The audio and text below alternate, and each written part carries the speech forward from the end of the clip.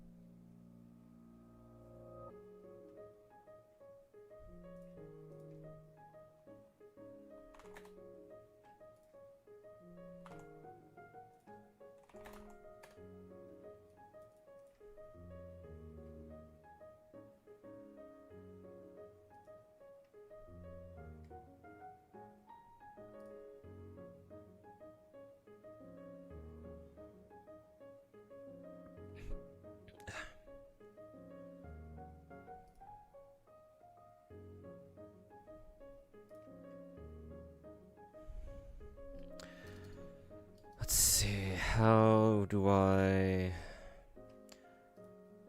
fuck do I edit an image?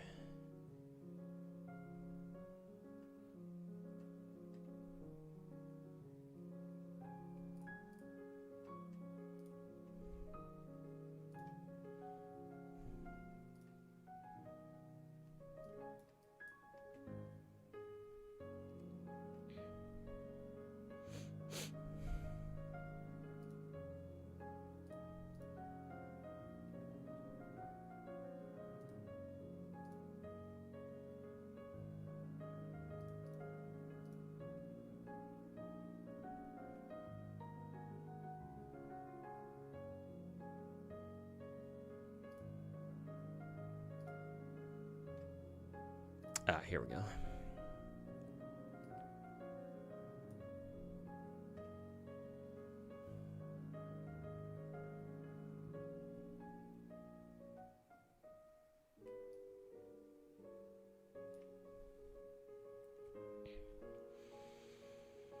Yo, yo, yo, welcome back everybody. Late stream today, so apologies for that.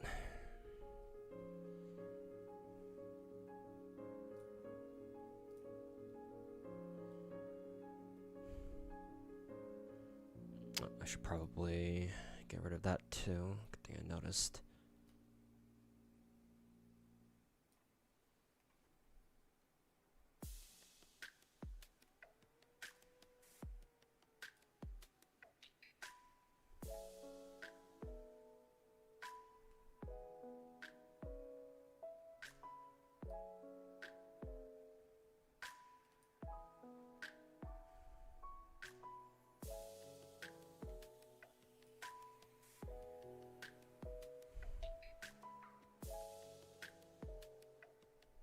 Okay. Make sure it's saved. Alright, cool.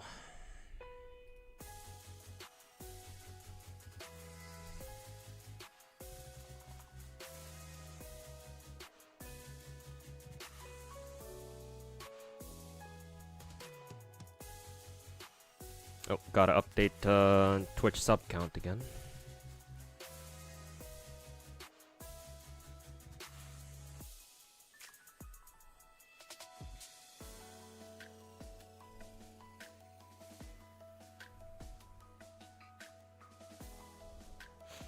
Also, Haviland, thanks so much for redeeming Uwu, man. Appreciate it.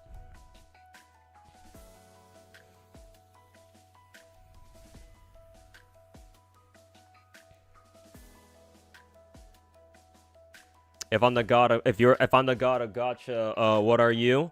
You can be a god of gacha too. Just because I call myself the god of gacha doesn't mean that you can't be one too. I never said at no point during my how long have I been calling myself the quote-unquote god of gacha? Maybe for the past year or so. At no point ever have I said that, oh, I am the one and only gacha god. Like, I know it might, I know that's kind of what I'm trying to say, or that's kind of what I sound like, but no. I've told other people that, you know, there can be other gods of gacha too.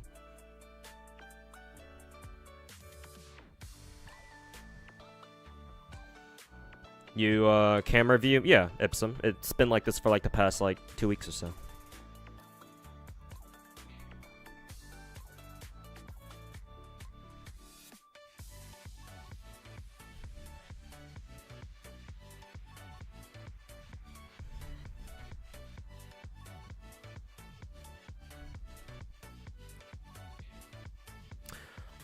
Yeah, what's up to what video are we watching? We're actually not watching a video. If you remember, I don't know if you were here during a recent-ish stream, maybe yesterday or the day before. Somebody in my chat, forget which one, told me about how there was this one stall rail player who said something along the lines of, like, FGO, I'm gonna pull up his tweet right now because I need it up anyway, so I know what I'm looking at.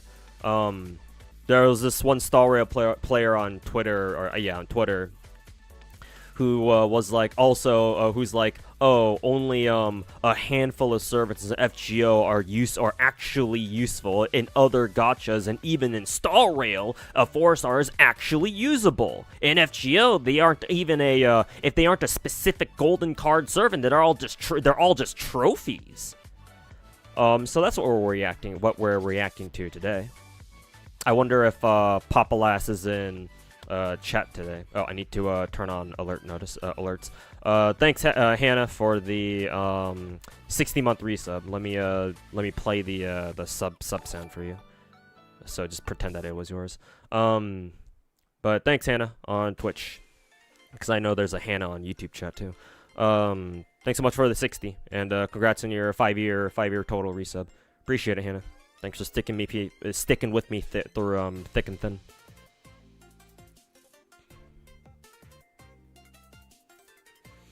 Is Mualani trophy wife or legitimate pull? Mualani at the moment is most useful for nuke setups.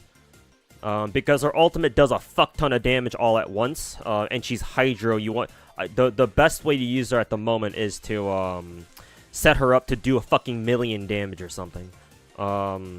by putting Hydra on somebody, buffing the shit out of Mualani, and then have her throw a fucking Hydro nuke at somebody. And then watch them, like, literally get one-shot or something. Assuming you can one-shot them, of course, because there are some enemies where you can't one-shot them. Because they got, like, phases or some shit. My understanding is that Mualani, at the moment, doesn't have... she doesn't have her ideal Pyro Applicator teammate. All the Pyro Applicator teammates we have at the moment are not that great for her. Like there could be better ones. Like, she can work still. But MiHoYo needs to give her, like, a Pyro Applicator teammate that, like, can work specifically for her, from what I understand. So at the moment, her most efficient setups are nuke, reverse vape nukes, reverse vape nuke setups.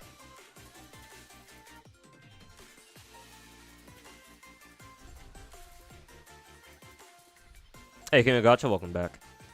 Not even Mawika? Apparently not. I'm no expert on this topic myself, but back when I remember this was a topic not too long ago.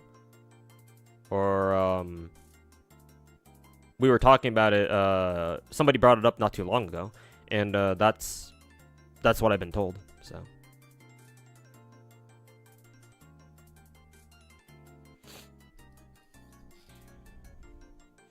Why do Star Rail players have room temperature IQ?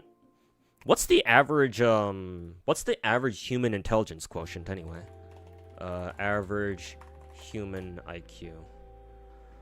100. Okay, so room temperature is an insult. Just wanted to make sure. I was about to say that, like, isn't the average human intelligence quotient number room temperature to begin with? And then I looked it up, I was like, oh. Maybe being online all the time has led me to believe that room temperature IQ, a room temperature IQ stat is supposed to be normal.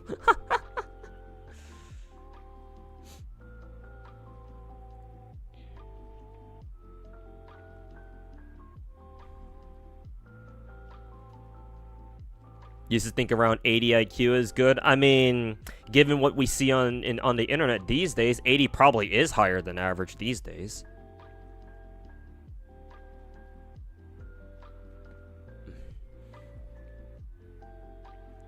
Mawika does probably work with her, but you just you just gotta time it properly. Ah, okay. If that works, then yeah.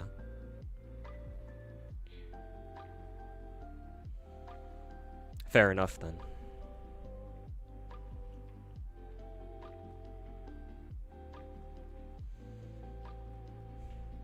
Clown Tauntus's IQ must be Arctic temperature, then.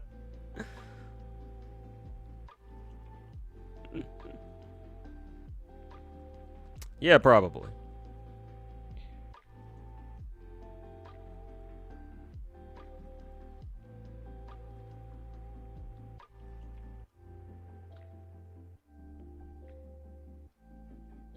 Xiangli probably would still work better than Mawika, though. Not too sure because you don't really use her. Yeah, admittedly, I don't really use Mualani that much, if at all.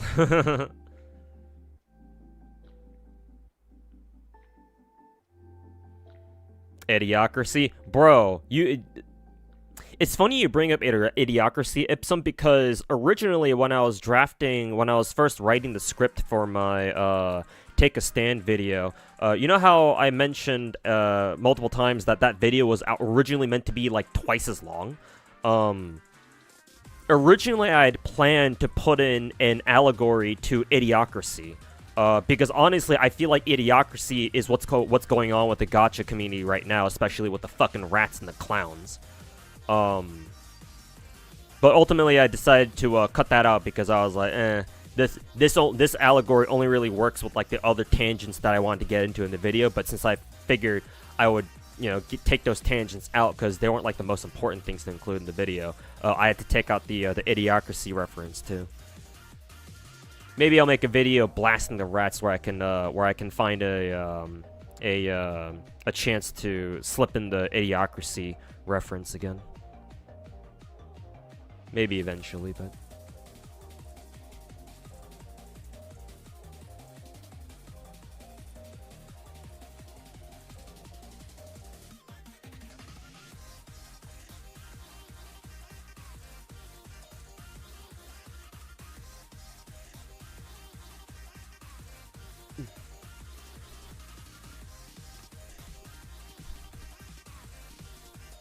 Nobody uses Mualani. Well, I mean, that makes sense because she's really awkward to use.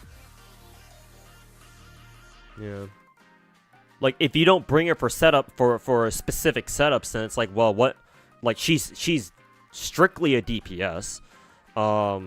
She's hard to set up, and, because obviously Abyss doesn't have, Night Soul shit, like, when she pops her skill, she can at most do her chomp attack, her shark chomp attack, like, fucking 3 times, and you're done. Now, outside of that, you know, all she has left is her fucking ult, and that's about it, so.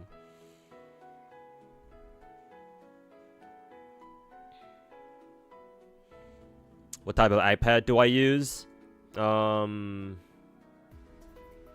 iPad 9th gen. I have another tablet as well. I have an iPad 6th gen. So I have 2 iPads, one 6th gen, one 9th gen. 69, nice.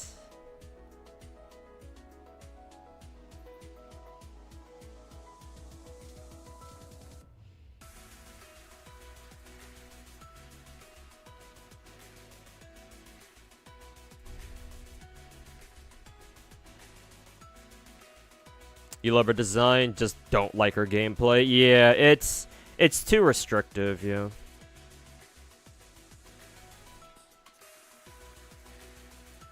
Got any white collar job yet? Nope, still looking.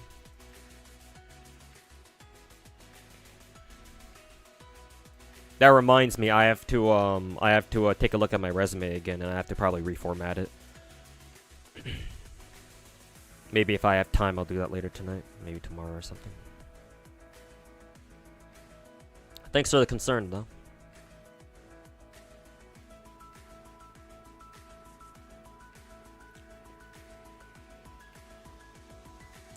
Gameplay-wise, Mulan is the clunkiest character you've ever played. Yeah, she's definitely up there in Genshin, as far as Genshin characters are concerned.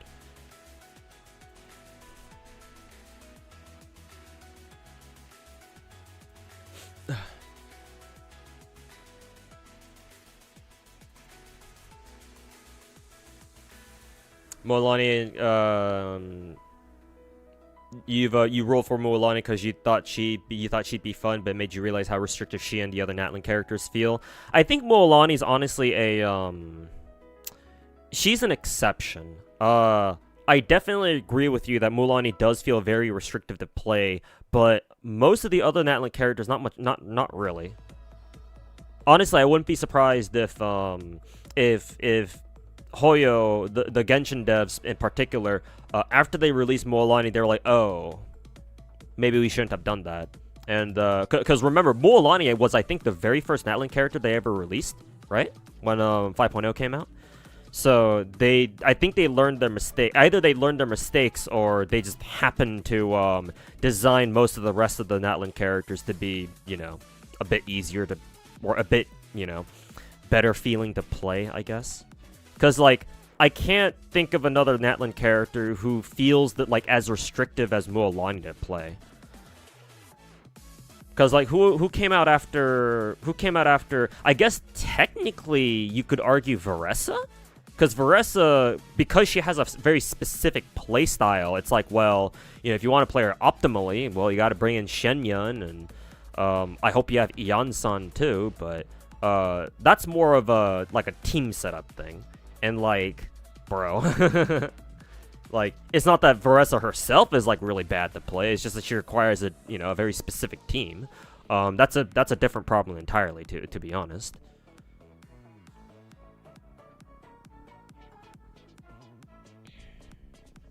Hey, Angela, welcome back.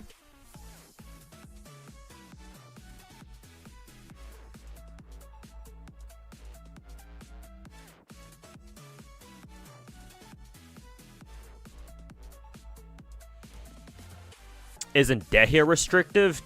Technically speaking, no. But if you actually want to play her seriously, then yes.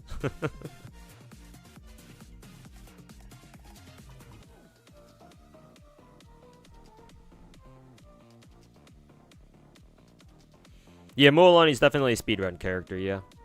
Again, put Pyro on somebody, and then if you have Mualani's ult ready, you know, tactical nuke incoming!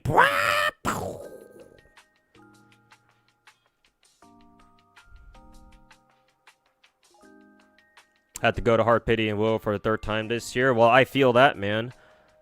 I lost my... I'm pretty sure I lost my 3rd coin flip in a row in Genshin. Fucking, like, over the weekend when I rolled for, Inefa. So I know what that feels, man. How that shit feels, man. No, I hope you start winning coin flips in, Wilwa, though. I don't know who you, plan to roll for next, but... I hope you win it.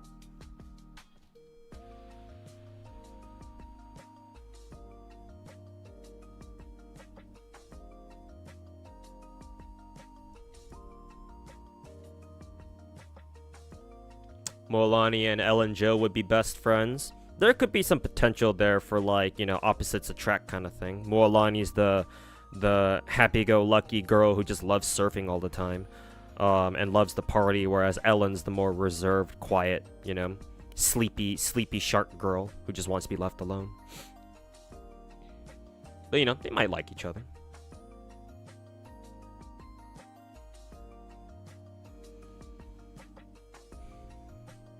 First came back to, you did your first multi, come back to Genshin, and you immediately lost the coin flip? Nice. Nothing says welcome back like losing your first fucking coin flip. What a fucking welcoming party. Hey Rita, how's it going, man? Been a while, but hope we've been doing good.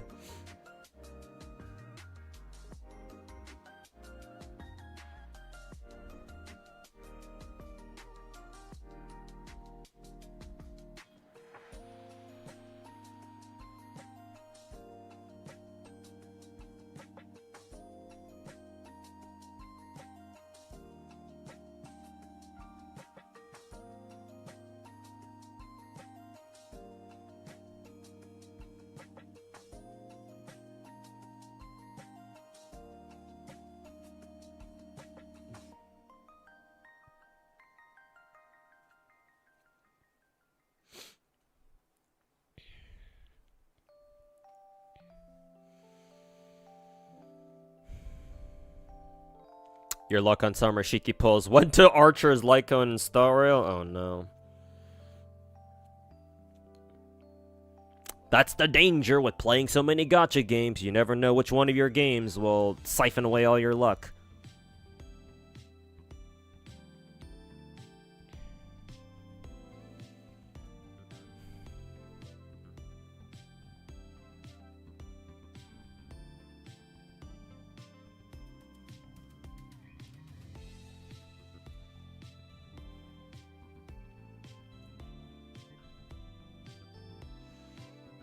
Okay, let me make sure that my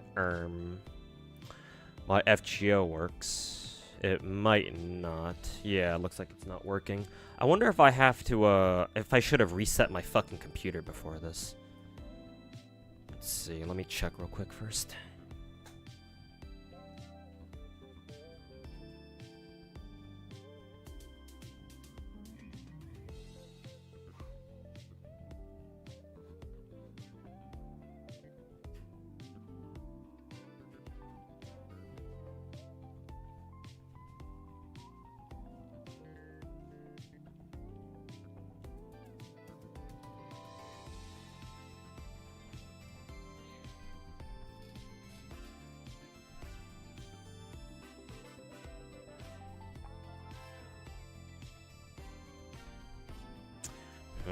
Maybe I should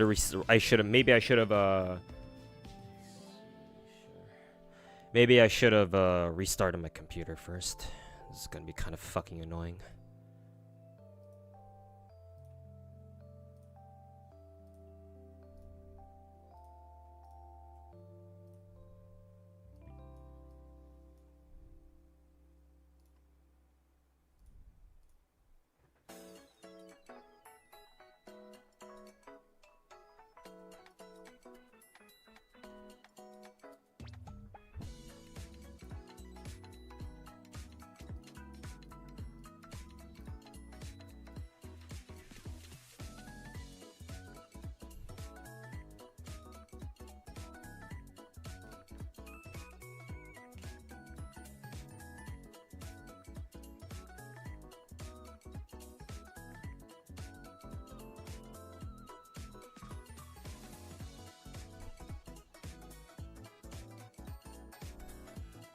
Okay, there we go. Actually worked, surprisingly.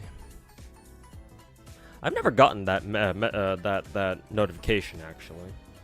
I wonder if it's a recent iOS system update.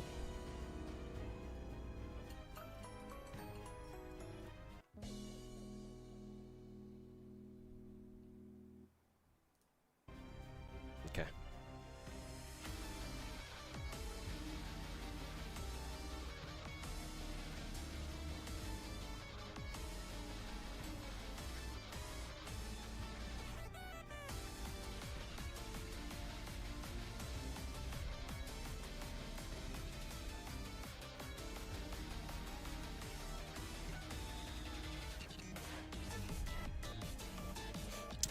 Gacha God wins all his 50-50s. Oh, how I wish that were true.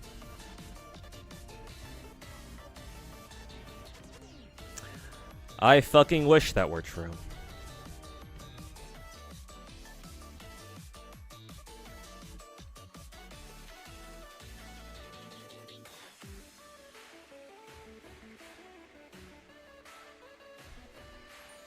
Hyped for Gamescom opening show tomorrow. Praying for Enfield news. When does the Gamescom opening show start? Actually, because I kind of want to stay up for the Nintendo Direct tomorrow morning at like 6 a.m. or something. The one where they're going to preview Kirby Air Riders. Is Archer's Lycone even that good? I mean, usually, you know, signature Lycones are pretty good for them. How much better it is for Archer than his other options, though, that I don't know. But I would wager a guess, because it's Star Rail, it's probably a lot better than his other options.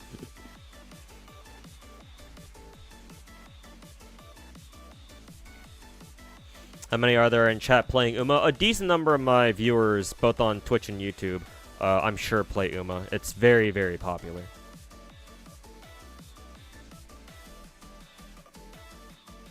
Gonna keep farming Saint Quartz for Summer Shiki. Lurk mode, going into lurk mode. Alright, take care, man. And I hope you get Summer Shiki, man. Never give up hope. Hey, yo, Masamune. How's it going, man? Welcome back.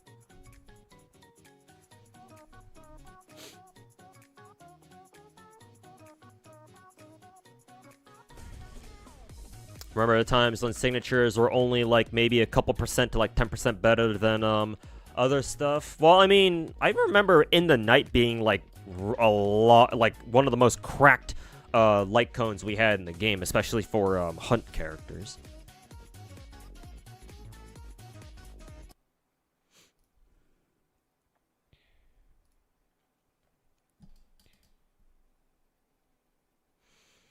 Gamescom opening show should be live in 14 hours. 14 hours. So 9:30? Damn.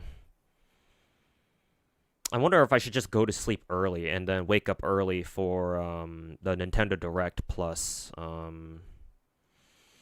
Gamescom. Because if I stay up, I can stay up until to watch the Nintendo Direct. But then I'd have to go to sleep right after. If I were to stay up all the way until if I were to stay up for the fucking Gamescom thingy, then ugh. Now signatures are almost mandatory. I don't know, Masamune. I would disagree, but with an asterisk. Like, yes, I think you've mentioned you've heard me talk about this before. It's like, yes, signature light cones are, you know, really fucking strong, especially these days. And it's unfortunate that some characters like Casterus is like, well, if you don't get her light cone, then, well, guess what? Her other options are either a fucking 3-star, or a 4-star light cone that you have to pay for anyway because it's Battle Pass exclusive. So, like, in a sense, Casterus is basically the Star Rail version of Cartathia. At least Cartathia's 3-star weapon actually does something for her, unlike fucking Casterus's.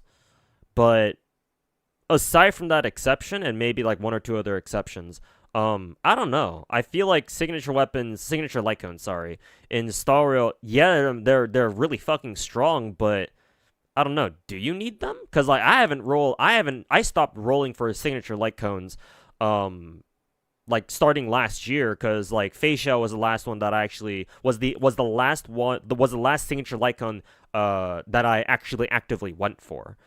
Um, I did pick up like Sunday's signature and then Castorus's, but Sunday's I got extremely fucking lucky on. Like literally only like 3 or 4 multis for both a copy of Sunday and his Lycone total, which meant that I got early 5 stars and won the coin flip / 75-25 for both of those, which was like maybe that's why my luck in Genshin has been so dog shit. And then Castorus is what's Castorus, so and now Castorus is my favorite character in the game, so it's like yeah, I would like to go for a signature, you know. But other than those two, I haven't gone for a signature. Well, that and obviously Saber, but it's Saber, so. And then Archer's Lycone was a rebate or free. Hey, Sonalava, thanks for the uwu.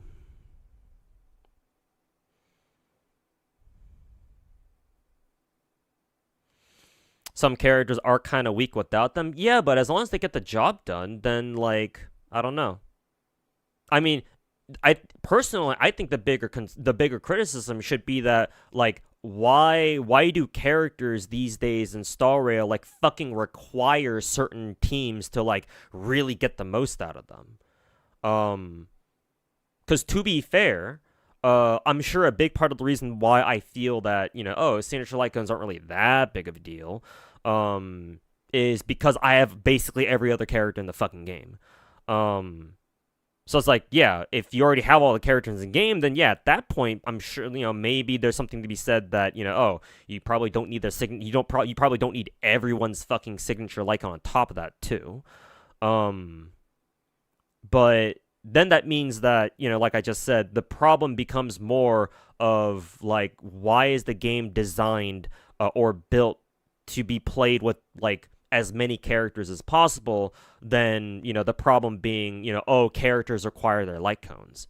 So in my opinion, at that point, like yes, technically signature light cones being so strong for their intended characters is an issue. Like I'm not trying to downplay that, but I think the bigger issue is that Star Rail is the kind of game where like if you miss out on a character, like you might be fucked. Like especially depending on what character you decide to skip. Like, imagine skipping on fucking Tribby or something. Tribby or Castorus or, insert really fucking strong character here that we got recently. Kevin. So, I don't know. That's how I would see it, personally. Oh, the Gamescom official YouTube channel already has, like, the preview stream of, or, like, the schedule. They already scheduled the stream. Okay, that's good. Honestly, just roll all the harmony uses. You'll be mostly fine, huh? Probably. I mean, that's what we keep. That's what we've always said, right? The harmony characters, the most broken characters in the game. So if you got to roll on somebody, if you got to roll, certain characters, it's probably going to be them. And then we had that recent like fucking harmony only banner with fucking Sunday. Who was it? Hanabi and Tribby all at once. Jesus.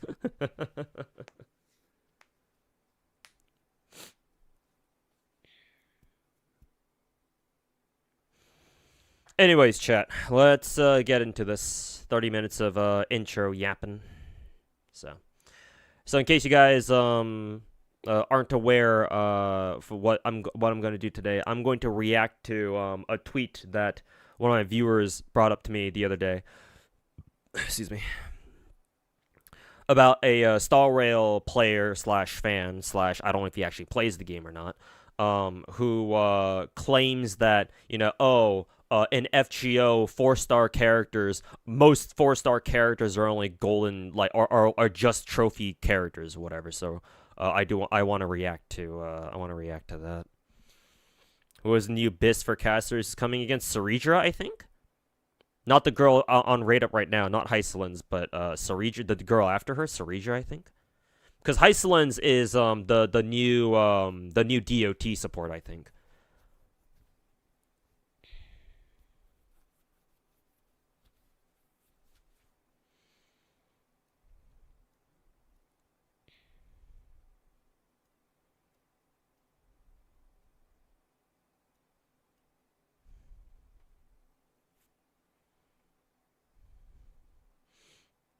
Rare moment when all the monitors aren't on, bro. I haven't had all the monitors on for my PCs in like over like a year. UCFGO, good. It'll be relevant very soon.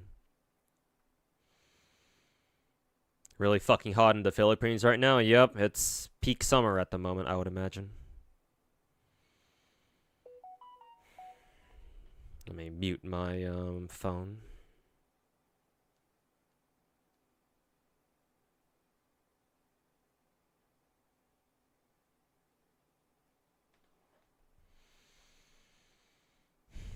You seen that tweet? Gotta be peak rage bait or typical Hoyotard slop we can blame Gigak or Butcher for.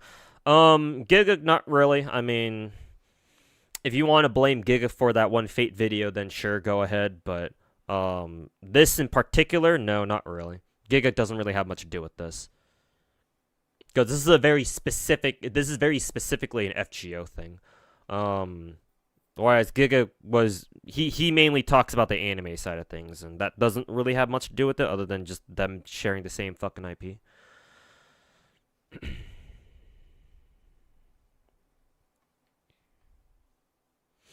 Okay, let's get right into it. Did you do the Olga quest yet? No, not yet. Don't know when I will. Hopefully there's no... I think actually there is a fucking time limit to that, because I think it's tied to an extra mission somewhere, or like a limited time master mission somewhere, so... Gonna have to get that done eventually. Giga Star Rail. Oh, did he make like a sponsored Star Rail video or something? Okay, that I wasn't aware. I was thinking of Gigak's old ass oh, so you know Fate? Name every Fate anime video from like a couple years ago. Okay. Let's see here. Allow me to...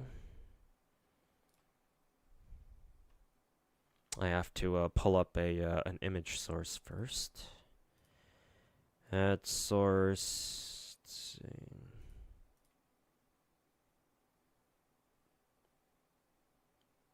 Let's add this. Oh, that's something completely different. So let's hide that for now. Let's see. Yeah, that one. Okay.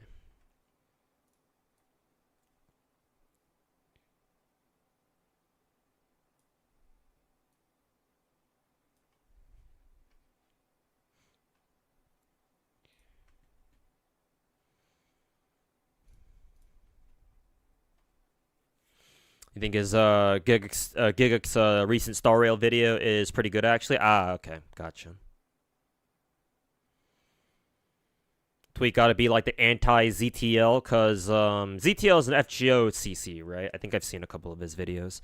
You beat Goetia with Jason and Serenity. Well, I mean, it's not even a matter of that the tweet being anti-ZTL. It's just a fucking retarded ass Hoyotard not knowing what the fuck they're talking about.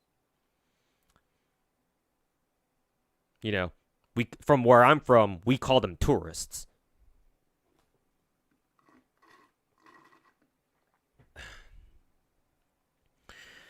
Giga made an anime. Oh, I heard about that. Yeah, I think I either saw a clip or Giga was on like Connor's stream or somebody, or like maybe Mr. Abroad stream where he talked about how he was making his. No, I think where I first saw it was when what is it?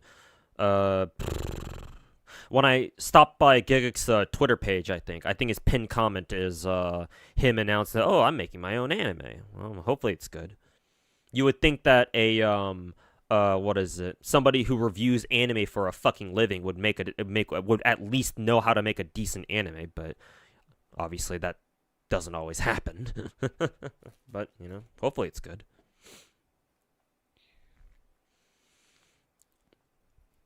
Will this tweet be mentioned in new delusional takes video? Maybe. I didn't think about this being a part of delusional gacha takes, but it could be. It certainly would qualify. It would certainly qualify.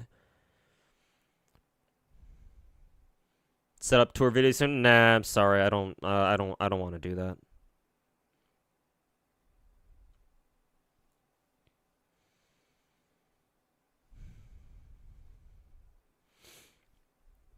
Sensing a lot of death flags for Cartathia. After Furlova's death? Furlova died in story? Really?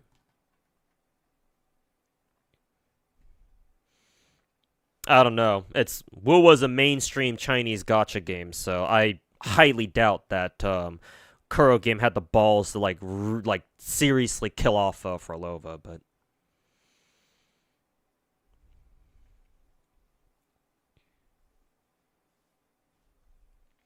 okay.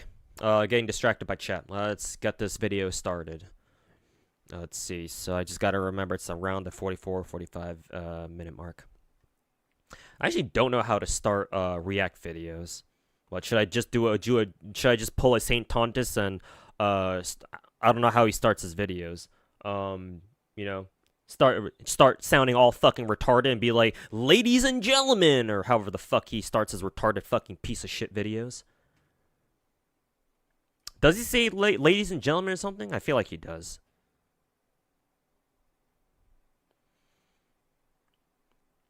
You still didn't play 2.5? I thought I did. Maybe I didn't. I don't know. Well, either way,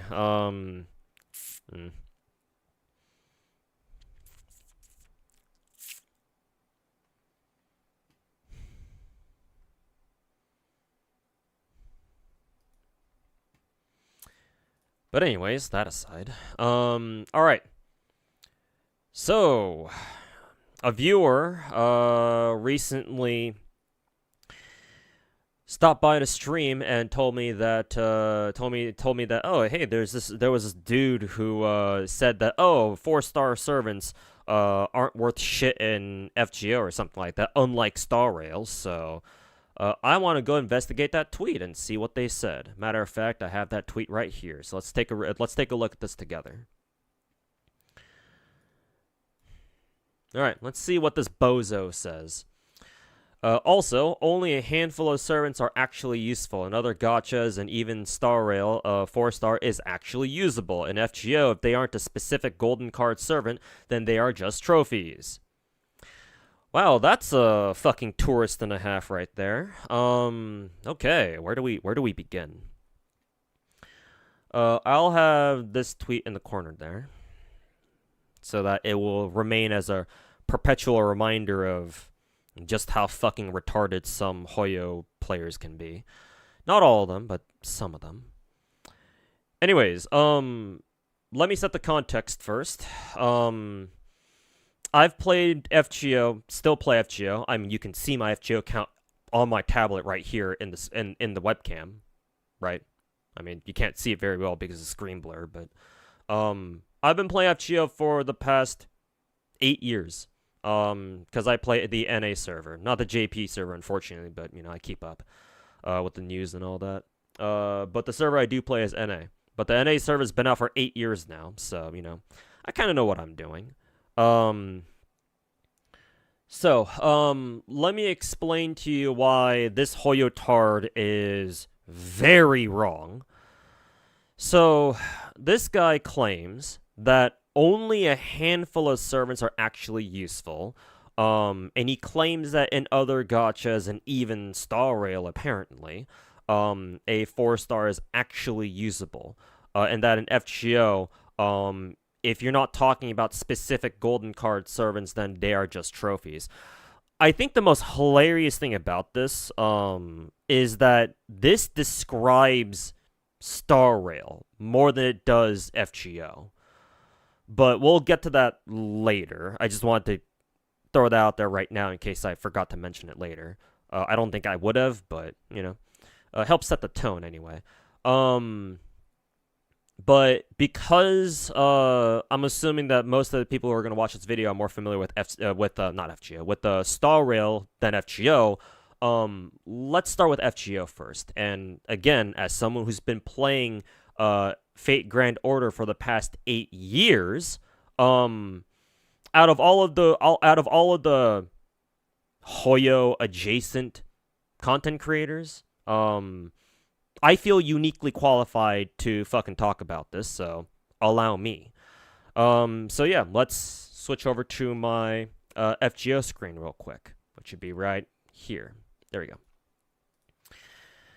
Okay, so, yeah, going back to the tweet, let me see if I can pull up the tweet here real quick. I gotta find it first, though. Ugh. Let's see, where was the image again? Oh, yeah, I have to fucking add it. Fuck.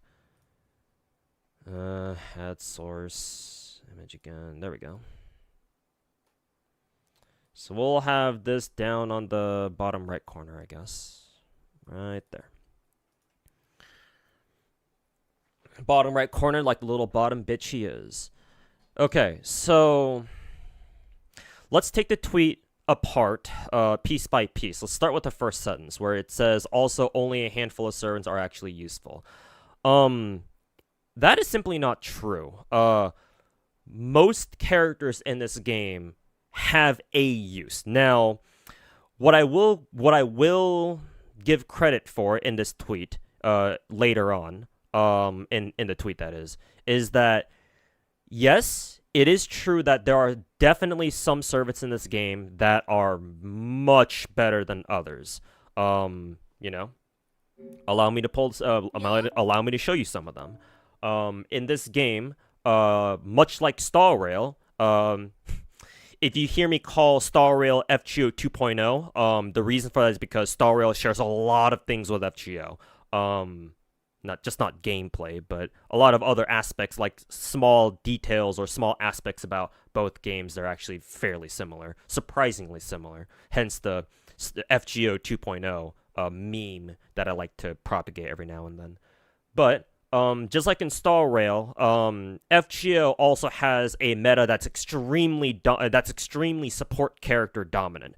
Just like how in Star Rail, the Harmony characters are like some of the most broken characters in the game, if not the most broken. In FGO, we have certain support servants in this game who are equally just as broken and meta dominant. So you've got characters like this bitch. Her name is Koyanskaya of Light. We call her KOL for short. Not AOL, that's something different. You Zoomers wouldn't know what that is. KOL. She is a support servant, and a really fucking good one at that. Dare I say meta. But that's a support servant. What about meta DPS, right? Well, as far as meta DPSs go, we have this girl, one of our most recent servants, characters on NA server. Her name is, well, Nasu fucked up the localization. Well, it wasn't him who came up with it, but he did say, oh yeah, it's fine if you call her Altria, which is blasphemous. So Nasu can go fuck himself. Her name is Artoria with an R, not a fucking stupid ass L. And this is her Berserker form. She's got a lot of forms. If you're familiar with FGO and you're familiar with this character, then you'll know the joke. But for now, there's a character named Artoria in this game, and this is one of her many forms. This is specifically her Berserker version, and this particular version is considered one of the best single target characters in the game. So, as far as DPS is concerned, she's also very fucking strong. And yes, to nobody's surprise, they're both 5 stars. However, just because this game has a lot of very strong, dare I even say, meta characters, or servants as they're called in this game, does that mean that, only a handful of servants are actually useful? No, that is not true. Matter of fact, as someone who's been playing this motherfucking game for 8 years too long, I can confidently sit here and tell you that most servants, not all, because there are some legitimately fucking useless servants in this game, in particular some of the earlier ones, because that was what, like, characters who came out earlier in the game's life cycle when the developers didn't really know what the fuck they were doing. But these days, they usually, most characters come up, like, you know, at least functional, or at least, you know, you can kind of see what they're doing, or what you can kind of see what the developers, like, intended for them to do, even if it doesn't always work out, like, ideally. But yeah, most servants in FGO actually have a use. They are not useless. If the tweet on the bottom right actually had some nuance, which, you know, most gacha players seem to lack. Not just this guy, but just most gacha players in general. But then again, at that point, I would be describing most of the internet. If this tweet actually took time to be like, well, you know, there are some servers who are just way more useful than others, then I wouldn't give this tweet as much flack. But the way that this tweet is written would imply that, only a couple of characters in FGO are actually worth going after, and everyone else in the game can go suck a dick or something. Which, that is not true. That is not true at all. Even in situations where, you know, a lot of the servants in the game only really had like maybe one or two uses, that still gives them a use. Let me give you an example. There is, if you let me back out here, in FGO, there are these quests called, nope, that's the wrong tab. Awkward. Go back. Fuck, go back. So if you go to Chaldea Gate, you go down to the bottom, there's a tab called Advanced Quests. These are like kind of challenge quests, but not really. I guess you can consider them to be like permanent challenge quests in a sense. But let me give you an example. There is a quest right here, the second to last one right here, called Combat Training Program. In this, this is a fight where you have to fight against, I believe, if I remember correctly, because it wasn't too long ago when I did this.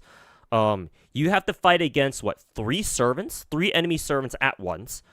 Which, you know, on its own, it's like, well, yeah, whatever, we do it all the time.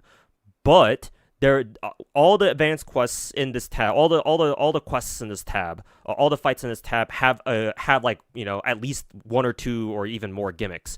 And the gimmick for this quest, this fight against BB, or the fight that says Combat Training Program,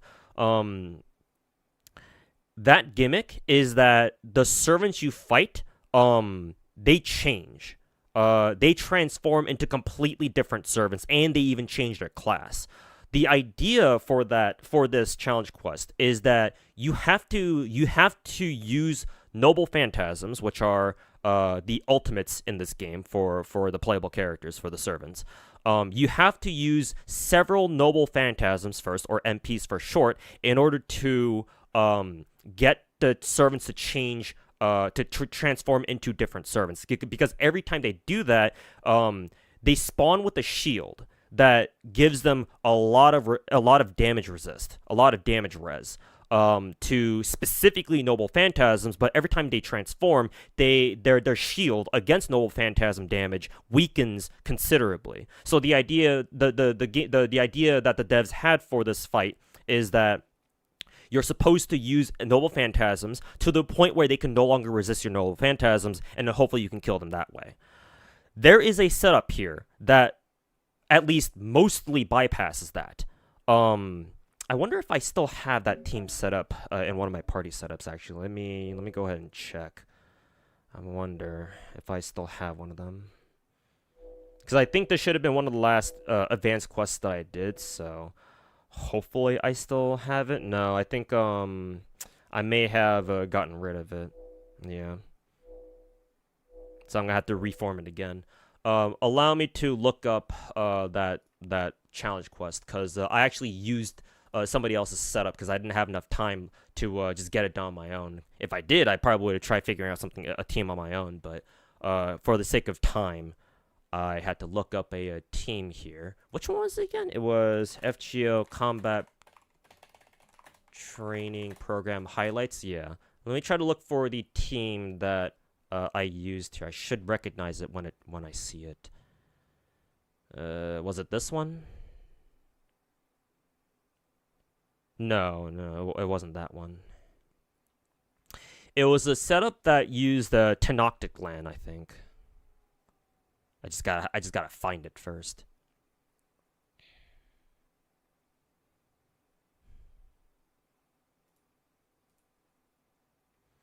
No, not that one. Was it this one? No, not that one.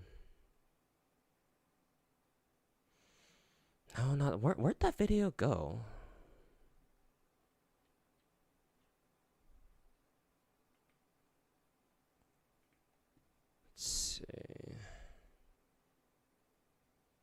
Was it this one?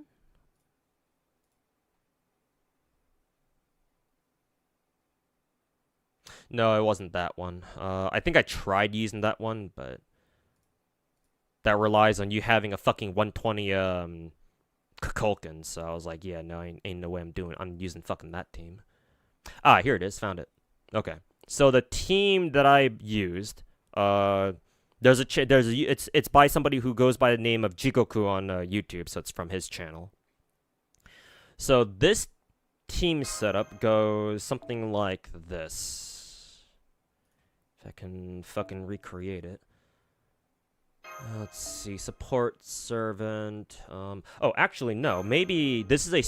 I forgot that advanced quests. You're not supposed to take any. You can't take any support servants. So the party setup is actually unique here. So if I were to do this, maybe it'll still have my exact team. Yeah, there we go. Yep, I still have it. Okay, so this is the team that I used for this advanced quest. Arash with Dragon's Meridian. Who is that? Habitrot. My own archetype Earth. Well, yeah, they're all my own servants. My perfect archetype Earth. Oberon, Morgan with Black Rail, and then normally the team setup that I modeled this team after uses Tenoctic Land, who is a 4-star pretender who came up pretty recently. I think it's only been a year since she's been in the game because she came out with the Lost Belt 7. Actually, did she even come out last year? I think she came out earlier this year, right? Was Lost Belt 7 this year? God, I'm losing my grip over time. But anyways, this team normally uses Tenoctic Land, who is a servant that I do not have actually. I don't have that character because she is a very recent character. I decided not to roll in her banner. When she came out. So, instead, I had to go with a different servant. Here's the thing, though. This particular setup requires Tenoctic Land or another servant for a very particular mechanic. Because in this fight, one of the enemy servants has the ability to give the entire enemy team, I think, a stack of evade or something when it gets to be his turn. I think it's the enemy. What's that 3-star Avenger's name again? Starts with an S. Salieri? Yeah, Salieri. I just call him Sally for short. One of the enemy servants you fight in this challenge quest is Sally, and he spawns with the stack of evade. And I believe once it gets to his turn, he automatically gives his entire team a stat like 3 stacks of evade or something.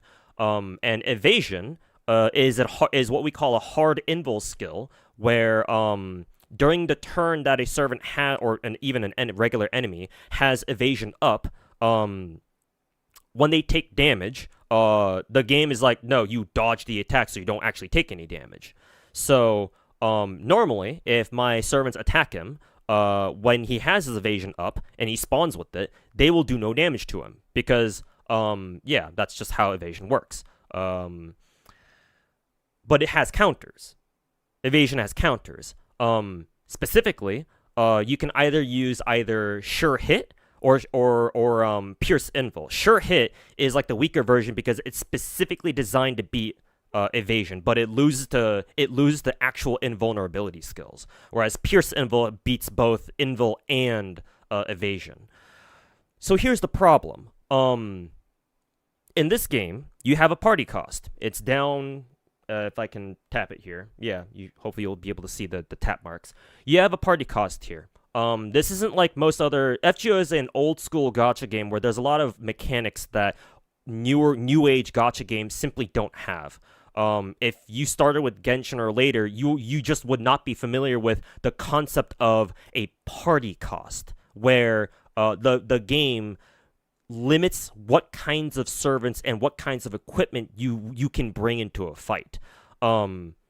Like, you notice how some of my characters here don't have like pictures underneath them, right? These pictures are called light cones, or light cones. They're called craft essences. They're basically light cones, or light cones in Star Rail, I should say, are basically the craft essence equivalent of of Star Rail. So in case you ever wonder where they got the idea from. Well, I'm not saying they just got the idea from FGO. I'm sure they also, took inspiration from other, Japanese gacha games or just other gachas in general that also, modeled their equipment in a similar way. But they're essentially light cones in Star Rail, very similar.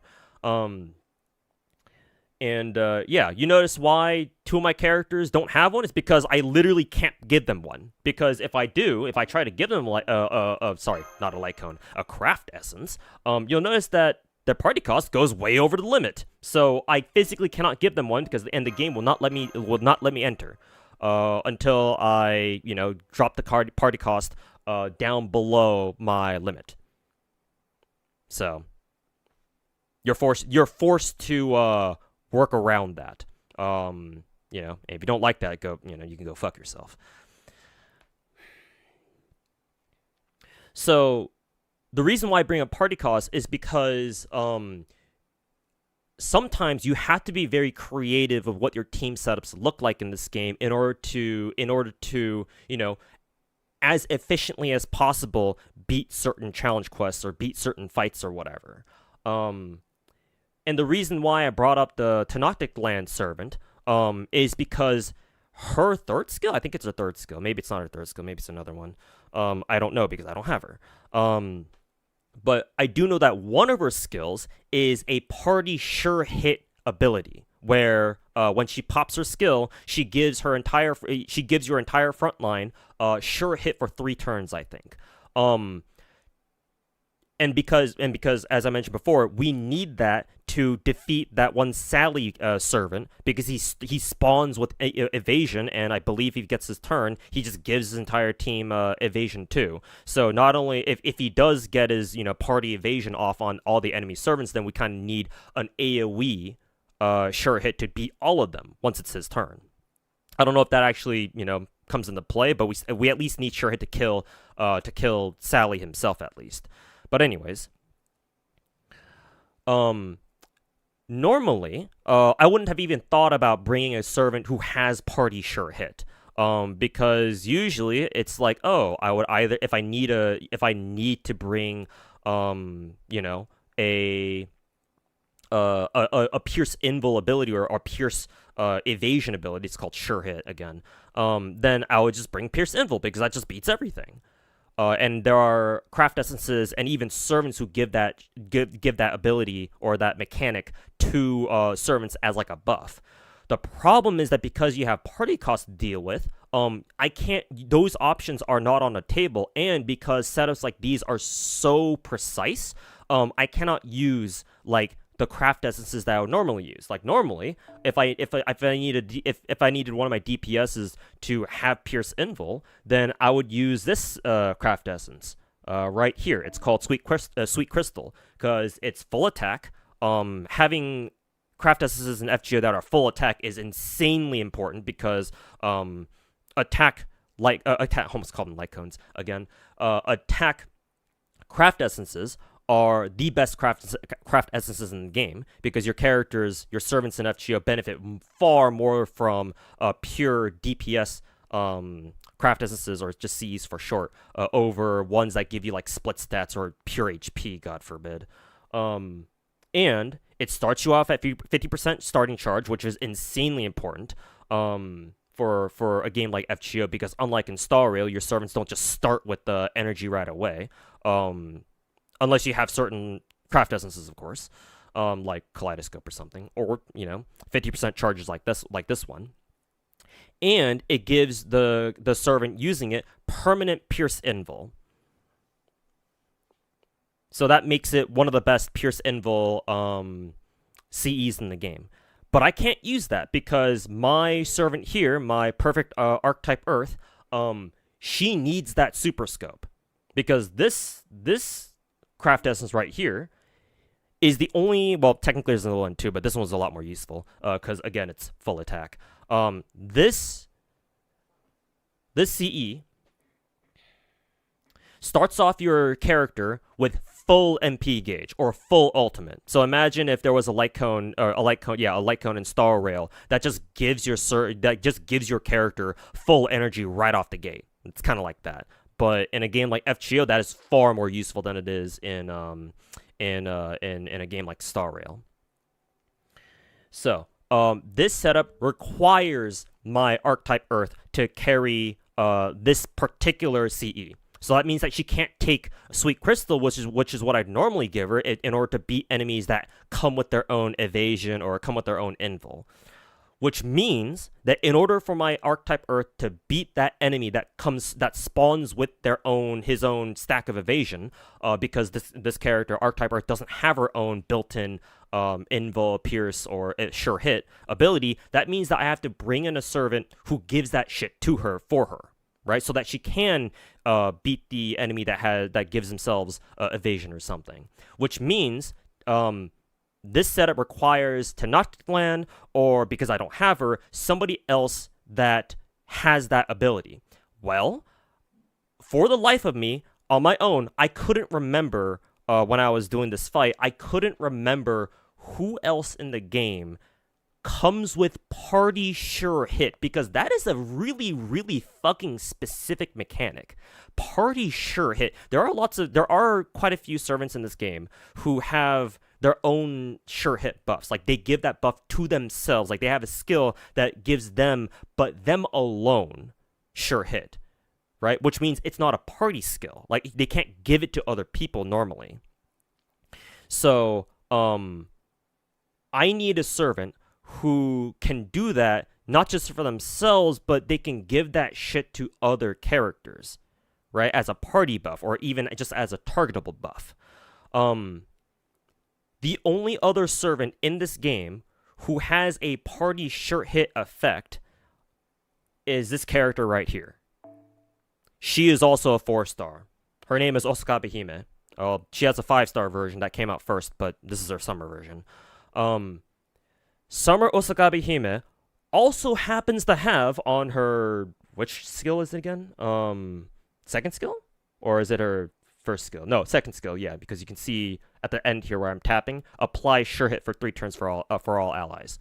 She is the only other 4-star character, not even just 4 stars, forget rarity, she's the only other character, period, in this entire game, at least so far on the NA server, maybe even on the JP server too, who can give her team, the entire front line, sure hit. I don't have Tenochtitlan, which is what the video that I took the setup from originally ran with. But I do have Osakabe Hime Summer, or her summer version. She also happens to have an AoE MP, which is exactly what I fucking need for this quest. Just like Tenochtitlan, who also has an AoE MP. And that is also very important too, because again, we need to, as I said in the beginning, this kind of quest requires your teams to constantly fire off their NPs, preferably AoE ones, so that way it gets every single enemy servant to transform to the next enemy servant version or whatever. If you see the gameplay, it'll make more sense. And so Osakabe Hime Summer is the perfect alternative for this challenge quest, or sorry, this advanced quest for my needs, because I want to run the setup. Because she's the only other one who has an AoE MP and party sure hit. Now, to be fair, I think I could have also searched up other servants in the game who have just targetable, single target but targetable sure hit buffs. I'm sure a couple of those servants, or servants who have that ability, where they can give sure hit to other allies, but only one ally at a time. I'm sure those servants exist. But if they do, that's great. But I have a character who has. The point is that I have a character who does exactly what I need. And just for that reason alone, right? Even if I had never used her up until now, right? Because this servant has been in the game for, I don't know, when did she come out? Which summer did she come out in? Like summer 4 or 5 or something? I forget. But she's been in the game for a while, like at least a couple of years. So even if I had never used her up until this point, the fact that she has the one thing I need to get this advanced quest done, or do it in a very efficient way, where I basically this is a 2-turn setup. This team right here. Normally, these kinds of advanced quests, they're meant to take a long time because they're meant to be hard and stuff. But if you know what you're doing and you have the right servants for the job, you can fucking blast these advanced quests apart and get them done far sooner than what the game intends you to. And I think that's very cool. Yes, a lot of the characters here are some of those characters that, the original tweet said that, only a couple of servants are really useful. But here's the thing: as long as servants have a use, and this game's mechanics are like Star Rail. I had a video earlier where I called Star Rail's mechanics like an insult to the turn-based genre, because Star Rail doesn't really have very many mechanics, right? Star Rail is a turn-based game. I think what I said in that last video was I called it the democratization of turn-based games, where it's a turn-based game that was designed for people who don't normally play turn-based games, or in other words, normies. So Star Rail doesn't really have much in the way of actual fucking mechanics, whereas this game does a lot of them. And I would go so far as to say that most people who play this game are blissfully unaware of how deep this game is, mechanically speaking. Like, it's almost to the point where I almost feel offended just because a Hoyotard dared to speak the letters FGO in the same tweet as the letters HSR. But hey, they're ignorant, so, can't really blame them too much. Anyways, the point is that this game is mechanically very, very dense, to a fault, actually, because the game doesn't even explain to you most of what's going on anyway in the first place. But what that means is that there are a lot of servants in this game who may not seem like they will be immediately useful. Right? It's like, this servant doesn't really do anything like unique or like amazing or anything like that, right? And to be fair, 4-star servants don't normally get like the 5-star servant treatment where they get like unique skills and like, only they can do this one specific thing that nobody else in the game can or whatever. But the thing is that, again, as I said earlier, as long as servants can do one thing, right? And with how cutthroat battles can be in this game, and how down to the wire fights can end up being, like every servant has a use because of that. Another reason why a lot of servants it might feel deceptive that some servants don't seem like they would be really good. Another reason that would explain why is because these days, the developers for this game tend to reuse certain skill effects. Like these days you can kind of expect most servants to come that are coming out to have like certain mechanics. Like they usually come with their own color buffs, like a quick arts or buster buff. They usually come with their own invul skills or whatever. They usually come with, if they're like more of a support-oriented character, they usually come with some sort of like party buff or something like that, right? There are some things that you can expect out of like character designs these days in FGO. The thing is that unlike Star Rail, servants come with 3 unique skills, every single time. Because they have 3 skills, and each skill can have like God knows how many different kinds of effects. Even if like it seems like like the developers are just reusing the same effects over and over again, the thing is that not all servants like can do the same thing because of that, because some servants will have certain combinations of utilities compared to others. One servant might have a party attack buff or something like that, alongside, I don't know, a party color buff, like a party arts buff or something, or a blue buff. The arts buffs are meant for the blue cards you see underneath some of the characters' profiles on screen. Or like, maybe this character comes with like an MP damage buff alongside some party charge or something like that. These different combination of skills, even if the skill effects themselves seem like they're getting reused all the time, it's actually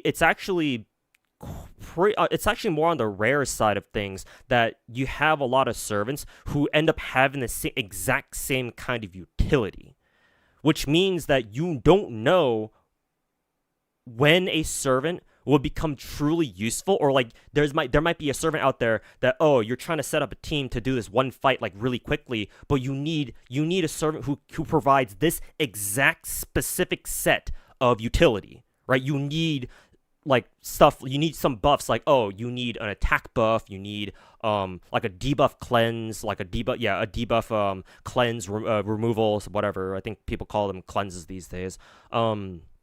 You need this and that and this and that and that, right?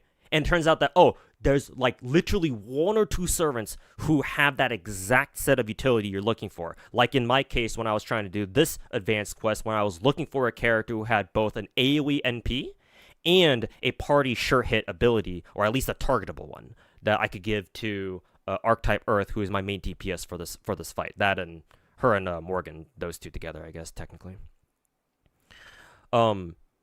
So again, let me repeat myself. Because of how down to the wire fights can get in this game, and because of how mechanically dense this game is, almost every single character in this game either has a use or eventually will have a use that you never thought of when you first looked at them. Again, let me repeat. There are some servants in this game who are legitimately bad, and like I have no idea why they were designed the way they were. To be fair, some of them did get buffed later, but not all buffs are created equal, obviously. Unfortunately, that's just an unfortunate truth of this game. But again, due to the nature of this game, if a servant only ever has one use, like you only ever use them one time, and that is it, they were still useful. Because again, with the nature of this game, there's a good chance that without that servant, you probably couldn't have done that fight or done that battle as easily, or hell, at all. Remember, or not even remember, because I never said this in the beginning. This game has like 400 plus characters. Like, I mean, let me show you. So material, servant, spirit origin list. This game has like how many playable characters does the game have now, even on the NA server? Okay, we're not quite at 400 yet, but we're almost there. JP most likely has 400 now at this point, because they're 2 years ahead. But this game, even on the NA server, almost has 400 characters. So like, you're not gonna have them all unless you're a megalodon whale, like I used to be. Not anymore, as obviously as you can tell by all these servants that I'm missing these days. But back in the I used to be. But most people aren't Omega frickin' Leviathans who just rolled every single character MP5 back in the day like I did. I mean, hell, Star Rail players don't seem to want to roll for every character either. Again, partly because of the fact it's kind of hard to do so, to be fair. So it's like, if chances are your average Star Rail player doesn't even have every single Star Rail character, then what chance do you think that free-to-play players in a game like this, where there are almost 400 playable characters, what are the chances do you think that your average free-to-play player is going to have them all, or even like half of them at that point? Not very, especially with how not very much, right? Especially not with how dog shit this game's gacha rates are. But anyways.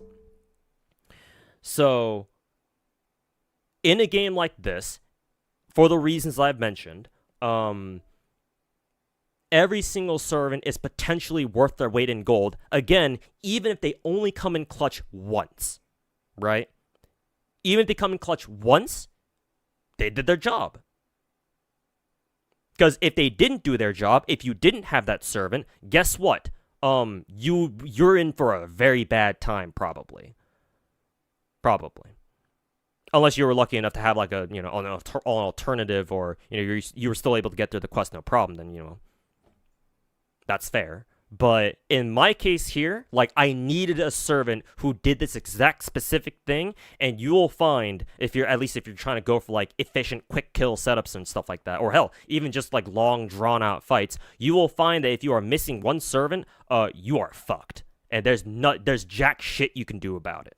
Except, spread your asshole open and let the game fuck you up the ass. So, there's my rant about, there's my spiel about the first, segment of the tweet. Now, let's move on to the second part of the tweet. In other gachas and even Star Rail, a 4-star is actually usable. Okay, well, at face value, sure, that's not exactly inaccurate, right? You can still use 4 stars in Star Rail, in a game like Star Rail. Matter of fact, allow me to pull up my own Star Rail account, so give me a couple minutes here. But while it's oh, god damn it. I gotta fucking update the Hoyo launcher. I'll do it later. But anyways,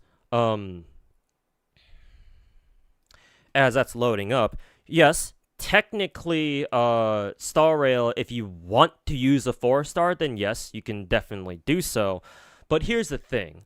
I'm not trying to say that 4-star characters aren't useful in Star Rail or that they can't get the job done at all, but Star Rail is undoubtedly designed to be a gacha game where, how should I say, the game really wants you to use the 5 stars. Like, the 5-star characters are the star of the show. I mean, if the fact that there are way more 5-star characters in a game like Star Rail than there are 4-star characters didn't tell you anything, then let me tell it to your face.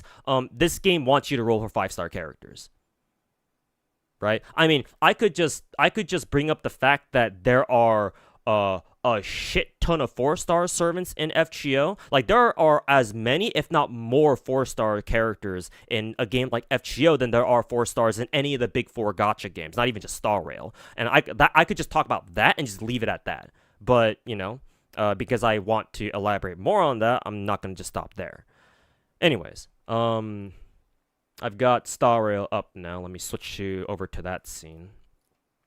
Let me turn off FGO for now. Let me pull up Star Rail right here. Hopefully it captures. There we go. Okay, so this is my Star Rail account. So let's look at the 4 stars in Star Rail, right?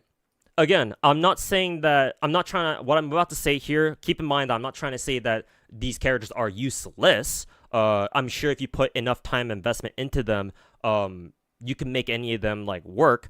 But here's the thing, right? How many of these characters do you actually use? Right? It's not, sure, you can sit there all you want, on your Hoyo or Big 4 Gacha Ivory Tower. Ironic that someone like me is saying that. And be like, oh, but 4-star characters are actually useful, but okay. In a game like Star Rail, though, being useful is not enough. Like, do you actually fucking use them in the first place? Hunt March 7, I believe, is pretty useful, actually. I'm pretty sure people actually do unironically play her. I think she's pretty good. So, she gets a pass. Yukong is fucking useless. Like, the idea behind her kit is nice. I even tried making her work too, just, you know, if you look at her fucking stats. But in practice, she is so awkward to use. In no situation do you ever want to use somebody like Yukong if you have another halfway decent Harmony character. Oh, guess what? Astra exists, and you start the game with her. Technically Yukong is free, but if you really want to use her, bro, you're looking at getting her at C6, because if you don't have her ass at C6, she is a pain in the ass to use.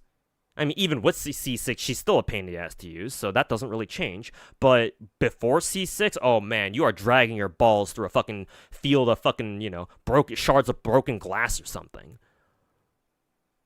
Like, who the fuck uses Yukong? Lynx, she's a healer, to be fair, and healers, especially if you're a free-to-play or you just started the game, you know, you kind of need a healer, especially in a game like this. So she's not useless for sure. The thing is, though, as soon as you have better options, you will drop Lynx like a fucking bad habit. Because the best healers in the game are obviously 5 stars. And again, it's not that Lynx is useless, but as soon as you get a 5-star healer, a 5-star abundance character, you're gonna be like, who's Lynx? Right? You're gonna forget she ever existed. I mean, I sure did. I used to use Lynx at some point, and then we got Huehue, or Huohuo, or however you say her name. We got where is she? We got this girl. Casually one of the best abundance characters in the game, if not the best. Chingche, she can be good, sure. I mean, we've all seen that infamous clip of Mr. Pokey fucking spamming Chingche's skill to not get her full charge basic attack. Because, you know, who hasn't? But she's kind of a pain in the ass to gear up. Not only that, but like she's also kind of fucking annoying to play because she's RNG the character. Like, yes, I think she has some things in her kit that reduce the amount of RNG you have to deal with, but she's still an RNG character at the end of the day. So again, why would you want to play her when we have other DPSs where RNG is just not a factor? Or even if it is, it's a lot more manageable than whatever the fuck this girl makes you go through. She is legitimately interesting because I believe she's a break character or a character who focuses on break attack or break effect rather, but she still scales with crit. She gets a pass. I don't know how much people actually run her, but she at least has a unique playstyle, I think, or at least the stats, the way she's built is unique, so that might be fun for some people. So she gets a pass from me. How useful she is might be a different story, but I'll let her slide for now. Daniel. He's free, obviously, so I can't judge him too harshly. I think he's still considered pretty good, I think. I hope. Considering, you know, Daniel's one of our main characters. He's one of the boys, one of the homies. But I've literally never used him, so I can't say. All I can say is I hope he's actually useful. But other than that, I really don't know. I would imagine, though, that if you have a 5-star single target character, you'd rather use them over Daniel, so. Again, maybe not useless, but as soon as you get a better single target DPS, are you really using Daniel anymore? Also, I call Danheng Daniel because just as a joke. Sampo is actually legitimately good. I actually still use him for DOT teams. He's legitimately fantastic. One of the in my eyes, one of the few 4-star characters that is worth building, no matter who you are, whether you're free to play or a whale or something in between. So Sampo's the man. Sampo's a homie. So he very clearly gets a pass with flying colors even. Oh god, this guy. Unfortunate what happened to him. Unfortunate that Hoyo looked at him after the beta before Star Rail came out and decided to fucking put a shotgun to both his knees and pull the fucking trigger. Double barrel, mind you. So yeah, very unfortunate what happened to this guy. From what I understand. Again, I've never bothered building him. Even if he were good, I don't know if I would have built him anyway. But I think I heard what happened to him, and if that's true, if the stories are true, then yikes. So unfortunately, he doesn't get a pass. Serval, I mean, I used Serval back in the day. I even actually bothered to build her because I think she's hot. Because, you know, rocker girl with exposed midriff, technically maybe half exposed midriff, and she's got those I call them high rider panties, where you know those character designs that have like those like straps going up a girl's waist. Yeah, I really like that. I don't know how much sense they make in real life, like as like actual like realistic fashion, but they're hot to me. So imagine a single piece of fabric dictating your tastes in an anime girl. Couldn't be me. Anyways, I mean, she's fun to play, but how useful is she? Like, she's erudition, and that's a class that's very competitive these days, and she's only a 4-star, and plus I think the game gives you a copy of her for free, so technically she's a free character. Like, I don't know the last time I actually used her. Maybe I used her once when back when like a certain erudition character came out. I think it was maybe it was Lady Herta herself, Madam Herta, 5-star Herta. I forget. But I certainly don't really use her anymore because we simply just have much better erudition characters these days. So, like, as much as I would like to use Serval, I ain't gonna. There's no reason for me to use her, because fucking, this bitch exists. 5-star Lady Herta exists. And guess what? Let me pull up, my FGO window again. Right here. Yeah, right there. Remember, in FGO, you can bring up to, well, normally 5 characters. The 6th slot is normally reserved for like a friend support. This challenge quest this fight that I'm, in the lobby screen of, or like the party build screen of, are like, they're kind of special exceptions where you're supposed to bring all 6 of your own characters. Normally, it's not like that. Normally, you're only supposed to bring, up to 5 of your own. But still, that's still a bigger team comp than whatever the hell Star Rail makes you do. Because in Star Rail, you only get 4 characters, whereas in FGO you have 5, plus 1 if you count your friend support one, right? Not to mention in FGO, your frontline consists of only 3 characters, not 4 like Star Rail, which means in a game like Star Rail, your team is the most powerful right from the get-go, right? Your team is only as powerful as it starts the battle with. If you lose any characters, you are fucked in Star Rail in this game, right? Unless you have casters or somebody who can revive. But barring those situations, in Star Rail, your team is what you get. There's no reserves, right? Because in FGO, you have 3 characters who are your front line. You start the battle with them. If any of them die, you have 3 more servants in the back who come in that order, right? For example, if Arash were to die, and he will definitely, once he dies after using his NP, he'll bring in Oberon, right? And then if other characters die, like Habitrat also has a suicide skill that's actually very useful in this game. In case you didn't know, there are certain characters in FGO who have suicide skills, and suicide skills are some of the best skills in the game because they bring in a reserve character into your front line for free. Well, I say for free, but essentially it is for free. But anyways, that's a topic for another day.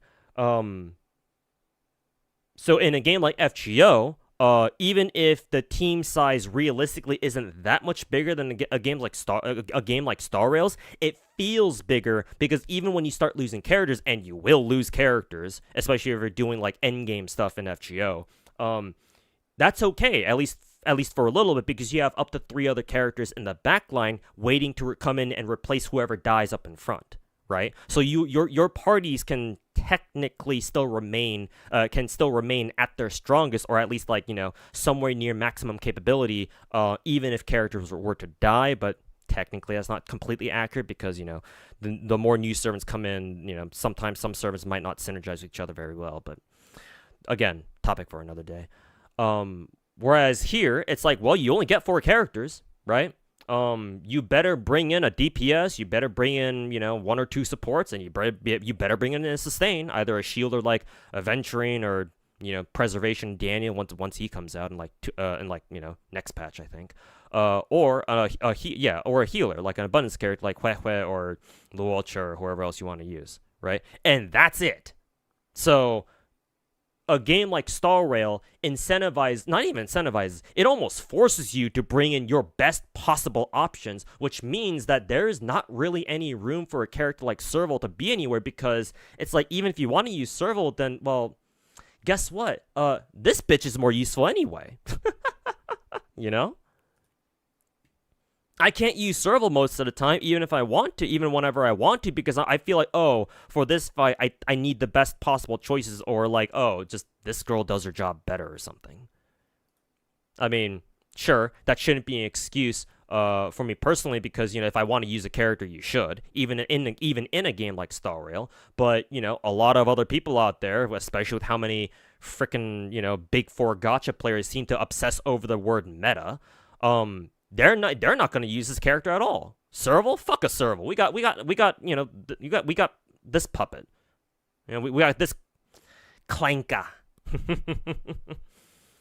I think that's making the rounds on Twitter these days, right? Clankers, Clankas, the hard R. Anyways, so yeah, I don't use Serval, and I don't know a lot of other people who do. Tingyan also is a legitimately good character. Because she's the only character in the game who gives as much charge as she does, energy, that is. I call it charge because I get it from FGO. Also, sorry about that. I just realized that I still have my FGO screen up. So, apologies. So yeah, just going over Serval again. No reason to use her because we have far better erudition characters. Tingyan, on the other hand, does in fact do something unique. And that is she gives a whole bunch of charge to one character, which means that there is still a reason to use her because nobody else in the game does what she does, which is single target support. Or in other words, she supports hypercarry setups with her single target skill that gives an attack buff, and her ultimate, which gives both energy and a single target damage buff, which is great. So obviously we'll still use her. So she gets a very obvious pass. Mosey, I don't know how useful he is, like how good he is. He has a very fun playstyle. It's fun playing him, at least. Watching him go, Danny Phantom and, start shanking enemies from behind. That's pretty cool. So just because of his animations, and because he's supposed to be like a fucking, Assassin's Creed Ezio knockoff. Is he an Ezio knockoff? I don't know. I'm always saying that because I know that Reverse 1999 is having a Assassin's Creed collab. So, but he's still cool. Right? If you're a big fan of like edgy emo guys who masquerade around as like fucking assassins from the hit Ubisoft game Assassin's Creed, then I can see why. I just don't know how good he is. I mean, he's a 4-star, so obviously, what is he? Hunt. There are better single target hunt characters out there than he is, naturally. So I don't know. I guess I want to give him a pass. But again, I'm sure there are better options. Herta, well, I kind of already talked about her when I was talking about Serval. Herta is free. The game gives you 4 copies of her, I think. 4 or 5. I forget exactly how many. And I'm pretty sure you can give her the free Erudition Light Cone, whatever it is. This one, maybe? Eternal Calculus? Yeah, probably. I don't know how good it is on her, but I'm guessing it's pretty good. Mine has Night on Milky Way for some reason. I probably got it from like Standard Banner or something. Anyways. But, that's 4-star Herta. And guess what? She's a lot more useful than this girl. Especially for pure fiction, where, insert your favorite Kururu memes here. Twitch chat, spam, not spam, because there's not a lot of you in there right now. You can obligatory Kururu post. Well, I forget how the emote. I forget how the emote goes. Did it go Kurukuru or something? I don't know. The spinning Herta meme that was pretty popular from like the first year of the game. Yeah, there you go. Kuru. So she gets a pass, obviously. Pella used to be good. I remember year 1, Pella used to be everywhere, but I don't know how good she is anymore. I'm gonna guess that she's still very good. The problem, I think, is that nowadays, I'm pretty sure nowadays, post buff, I think Kafka on the spreadsheets that I've seen, she legitimately wants tutorial mission, which is like the strangest thing ever. Like, to this day, I'm still having a hard time wrapping my head around that, where it's like, okay, then why the fuck did we even bother rolling for patience then in the first place? I guess I can at least pray that somebody else can take patience instead. I wonder how good it is on Hysolins. I don't even know if I can roll for Hysolins to begin with, but I hope it's good on her. Anyways, I think right now, funnily enough, the biggest problem Pella has is that if she doesn't have tutorial, then I guess you can run this. Yeah, resolution. I guess it's not too bad. But like normally I ran Pella with tutorial mission, I think, because my Silver Wolf has her signature light cone, so my Silver Wolf doesn't need a tutorial mission. So I just gave it to Pella instead.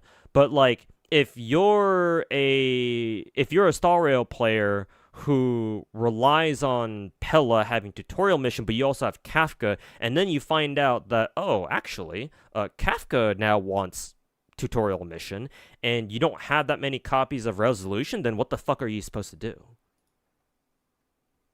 I don't know. Maybe I'm overthinking it. What's for sure is that Pella was at one point like almost a ubiquitous support character, or at least a utility character. Nowadays, I don't know. I haven't heard anybody really talk about Pella these days. I guess that's just an unfortunate side effect of being a year 1 debut character.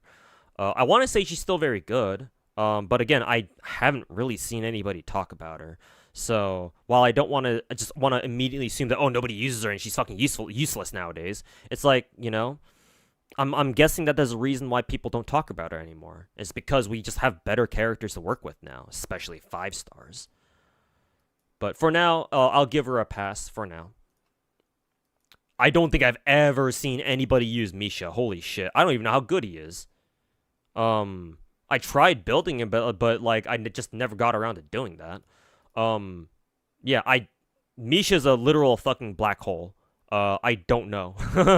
I have no idea. So, skip. Asta is actually very useful, as I said earlier. Why the fuck would you run Yukong when Asta exists? And again, you start with a copy of her.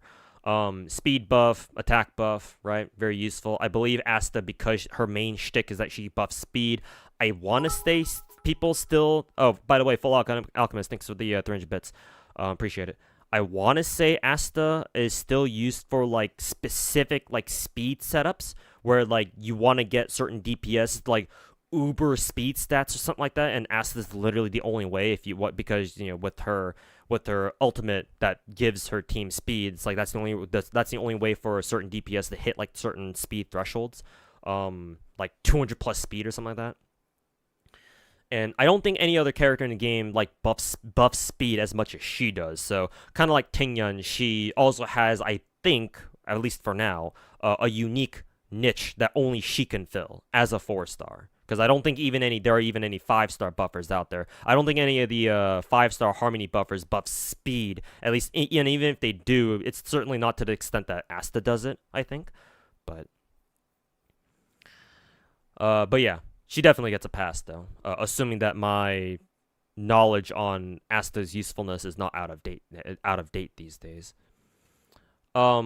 Hook, and she's the destruction character. Yeah, you're not using Hook. Like, sorry, but you're not using her. We have God knows how many other better destruction characters in the game. You're not using her unless you're into lollies. In which case, well, I'm not as judgmental as most other people seem to be on Twitter, but, and I'm not going to tell you what characters you can or can't use in a gacha game, but I'm just saying, there are better options out there. Gneifen, or Guinevere, whatever you want to call her. She's fire DOT. To be fair, maybe I'm assuming there's a lot of people out there right now who have Guinevere, but don't have, who is it? What's that one guy's name? I'm forgetting, because he always slips my mind for, like, all the fucking time. I have to look his name up. Jiao Cho. Yeah, this guy. I'm assuming that a lot of players out there have a copy of Gneifen, but not Jiao Cho, right? Because Jiao Cho's a 5-star guy, and, imagine how I wanted to roll for a husbando. Couldn't be me. Neither can Wuthering Waves players either. But anyways, jabs aside, maybe you have Gneifen, but you don't have, Jiao Cho. In which case, and I don't even think Jiao Cho, I think he's Nihility, but I don't know if he puts, like, DOTs, like, burn DOTs on people. I think he supports DOTs, but not, actually, no, he's debuff-based Nihility, not DOT. So yeah, Gneifen is the only, like, reliable burn DOT in the game. So, I guess, technically, strictly speaking, unless I'm forgetting another character who also can reliably burn people. Yeah. I guess technically she still has a use if you want to run burn teams for whatever reason. Considering she's the only burn character in the game, though, the only burn DOT Nihility character in the game, and I believe, who is it? MiHoYo is concentrating more on wind shear and whatever the fuck they did with Kafka, I guess. Yeah. Like, I don't know if you're using Gneifen. Like, I find myself running Sampo more often, simply because Simply because Black Swan exists, because she's wind too. And typically, if you're bringing Black Swan, hey, guess what? You're probably using her against enemies who are weak to wind. Guess who's also good against wind characters or wind enemies, or I should say technically enemies who are weak to wind. Take a wild guess. It's the dude who tries to scam you. As opposed to Gneifen, where she's cute and all, she's a great waifu. I like her quite a bit. Because she kind of reminds me of Yoimiya from Genshin. They certainly look a lot similar. Or they certainly look pretty similar, especially in terms of, color palette. But she's fire, right? She's pyro in this game. And what is it? Enemies aren't always weak to both wind and fire at the same time. Sometimes they are, but not all the time. So then I think that Sampo is just a better character overall. I think. I don't know what the tier lists out there say. Like if Sampo is the better DOT than Gneifen is. But even if Gneifen is technically better, I'm still running Sampo anyway because again, Black Swan is wind. So there you go. Mr. Gallagher, everyone seems to love this guy, especially on Twitter. Great healer. I mean, I forget if he give you a copy of him for free. I think we've had events where you can pick up a character, a copy of him for free, so I guess that technically counts. I've got a few viewers in my Twitch chat who don't think very highly of him. I have some problems with him too. I kind of wish I do wish that he had more consistent heals, but I mean, he gets the job done for most people apparently. So, gotta give credit where credit is due.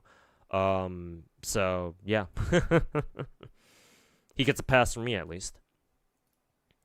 Natasha, our very first healer, or the healer you start the game with.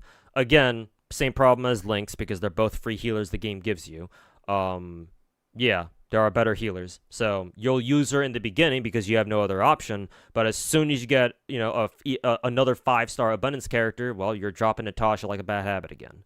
So not even her fat ass titties will, convince you to keep using her, unfortunately. Luca's unique. He does have a unique niche, I think, where he's a single target bleed DOT. Because physical DOT is bleed, I believe. And I don't think we have another character in the game like him. So he's kind of like, who else would he be akin to? Kind of Shay, maybe? Shay, in terms of like DPSs, maybe. He's kind of like Shay in that sense, where his playstyle and the way he's built is unique to the game, and nobody else is quite built like him. Kind of fitting that he's, lifting weights right now. So just for that alone, I want to give him a pass. But here's the thing. When's the last time you saw somebody use motherfucking Luca? Like he ain't no Don. Right? He ain't no Doncic. He ain't balling like that. So, I don't remember the last time I used them. I probably used them during that one War Dance Festival event back in like the 2.0 client version, like last year or something. But that was only because the game forced me to, because he was a fucking story support character, or like a forced story character. So you had to play his ass. Outside of that, I don't know when the fuck I've even bothered playing him. I think I haven't built, but I don't know what happened to his light cone. Probably gave it to somebody else if I'm being honest. But I've never really used this guy in any like serious capacity, and I doubt that many other players out there did either. So, Sushang, I remember a time when a lot of people were using her because cute waifu, single target character. So people were like, oh yeah, Sushang is the poor man's, like the free to play version of Selly or whatever, Selly, however the fuck you say her name. Nowadays, zilch, nada, ain't nobody using her. Just like some of the other 4-star characters in the game, who are like, I don't know, maybe technically they're useful, but you ain't never seen anybody actually fucking use them or run them outside of like maybe the dedicated hardcore, like, oh my god, there's like a Sushang lover out there, which I mean there could be. I mean apparently this character's from Honkai Impact, right? So maybe there are some Honkai Impact players who also play Star Rail and they just fucking love Sushang, so they'll do anything to make her work. Those guys are the real Giga Chads of gacha games, doing whatever they can to make their favorite characters work. A concept that most new age gacha players are not exactly familiar with. Well, that's being unfair. I'm sure a lot of newer gacha players still have that sort of mentality, but given how much I hear gacha players online, blab their mouths on and on about meta this, meta that. Have you ever fucking met a girl in real life? Yeah. Forgive me for having that sort of attitude. And then lastly, anyways, just to wrap up my thoughts on Sushang, it's like, well, okay. Sure, she's a single target hunt character. Guess what? She was power crept day one because Selly exists. Because where is she? Where's Celery? Because this girl exists. So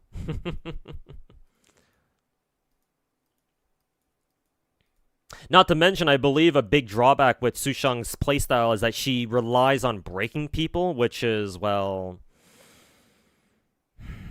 kind of inconvenient. So same reason why the imaginary damage relic set kind of fell off pretty quickly, because hey, guess what, if it turns out your set only gives you buffs for only part of the battle, then it wasn't probably going to be a great set to begin with. Anyways, now we can move on to Hanya.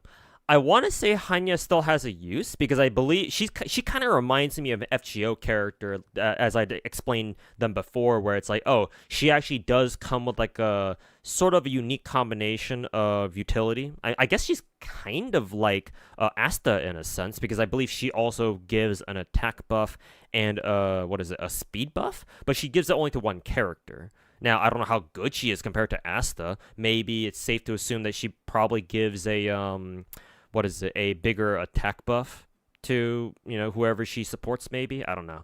I don't know the exact numbers. Don't have them on hand right now.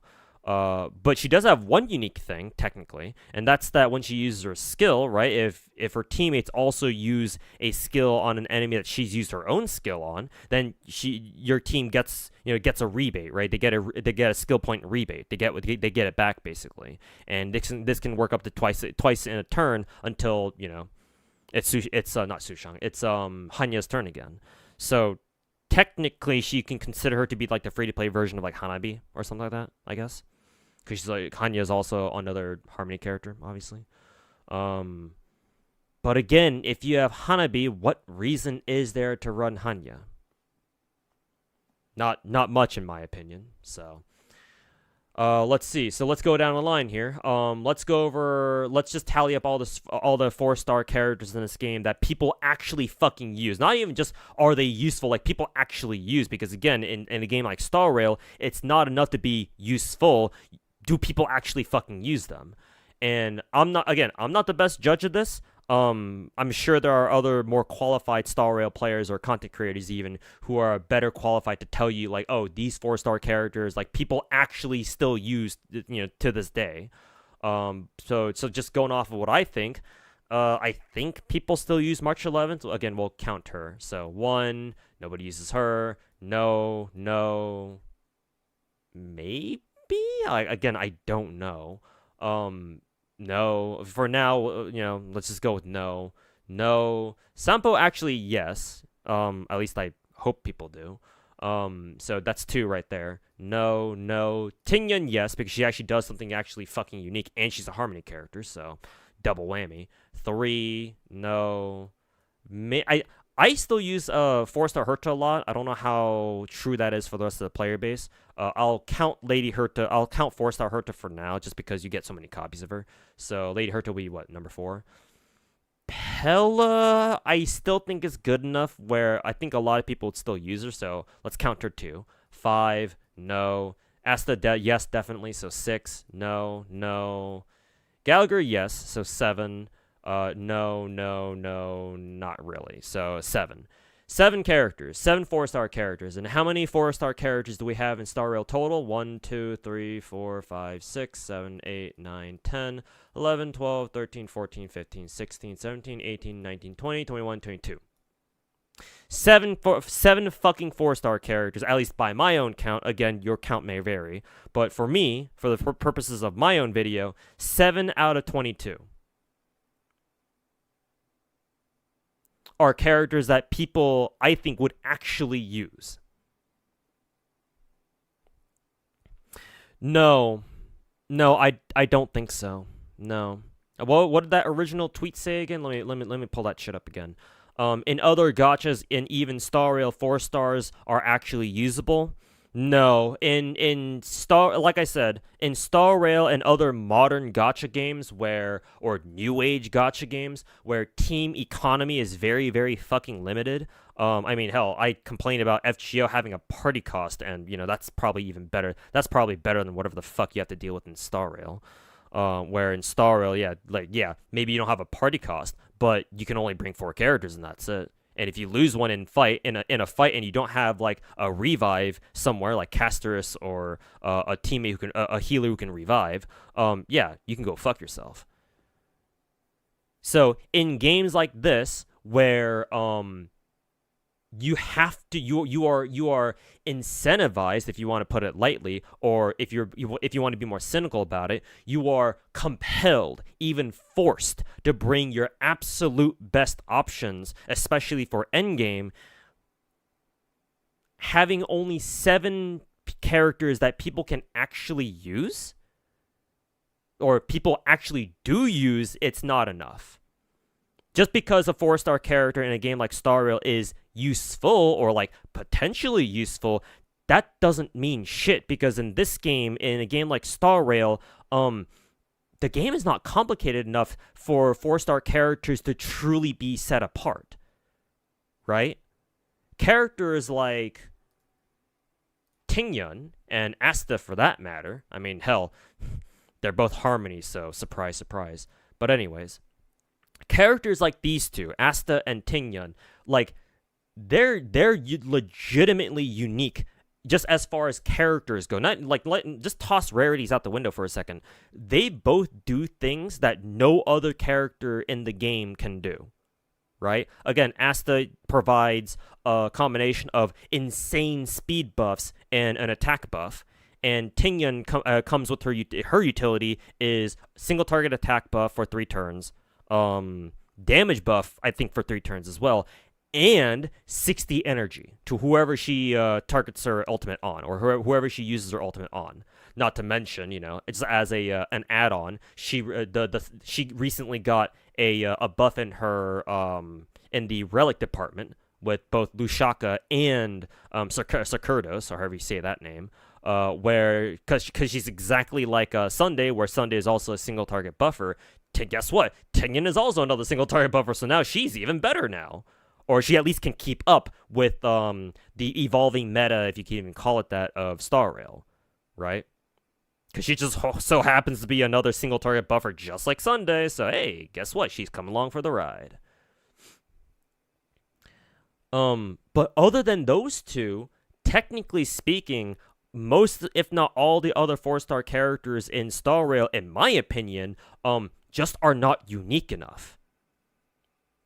They don't do things like, they don't provide utility that's unique enough, or they don't do things that are unique enough that set them apart enough from like the rest of the 5-star characters in this game, because the game doesn't support that kind of gameplay. Again, I mentioned earlier, like way earlier in this React video, that Star Rail doesn't have shit for mechanics. Because again, this game was designed for casuals. And normally I wouldn't say that in a negative context. Like, sure, fine, you can design your gachas for casuals, and that on its own is not a problem. But when it comes to talking about like actual gameplay, if you design a gacha game for casuals, then you are very obviously going to sacrifice gameplay to a certain degree, because you can't make the game so complicated where it'll start chasing off casuals because they can't figure out what the hell they're doing.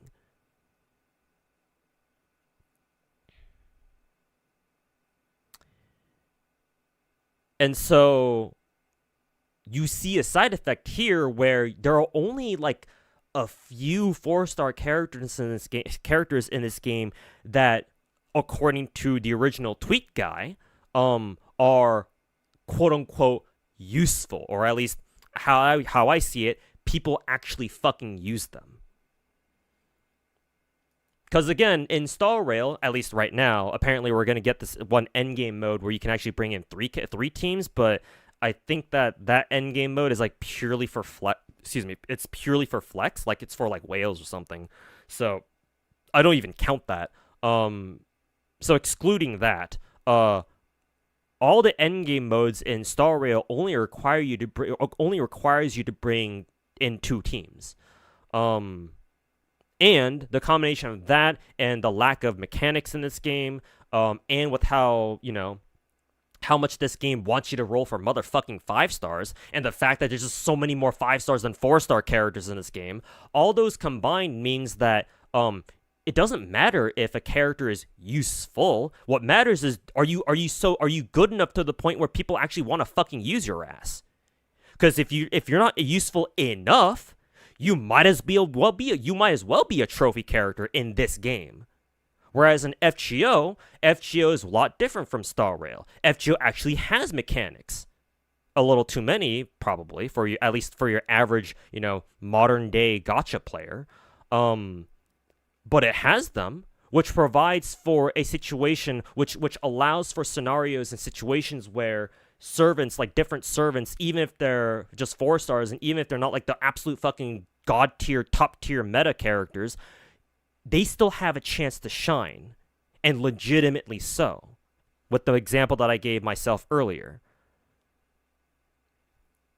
So strike 2 for that, for the OP tweet.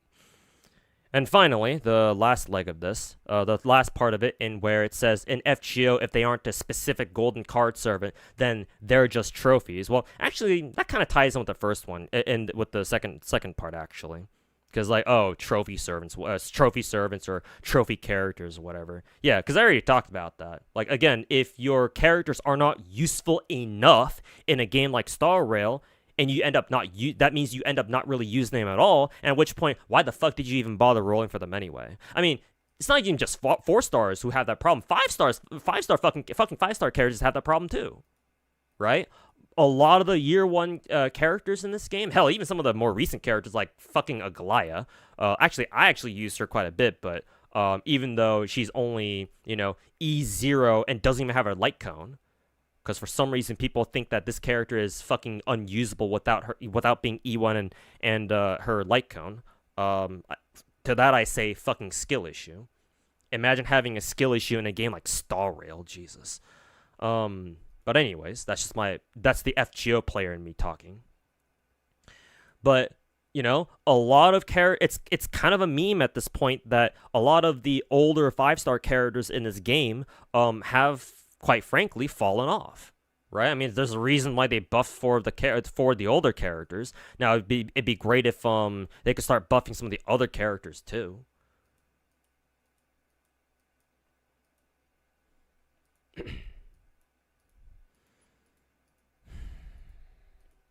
Even characters who like are themselves legitimately good, like I don't know, fucking I remember Fei Xiao, I think. Where is she? Yeah, Fei Xiao. Even someone like Fei Xiao, she's a great single target character. I still use her to kick Hulei's ass whenever Hulei shows up as a boss somewhere. But I've been told that even Fei Xiao has been starting to fall off too. And when I heard that, I was like, wow, even Fei Xiao? Even her? She's still pretty good. At least I think so. But no, apparently she's starting to fall off too.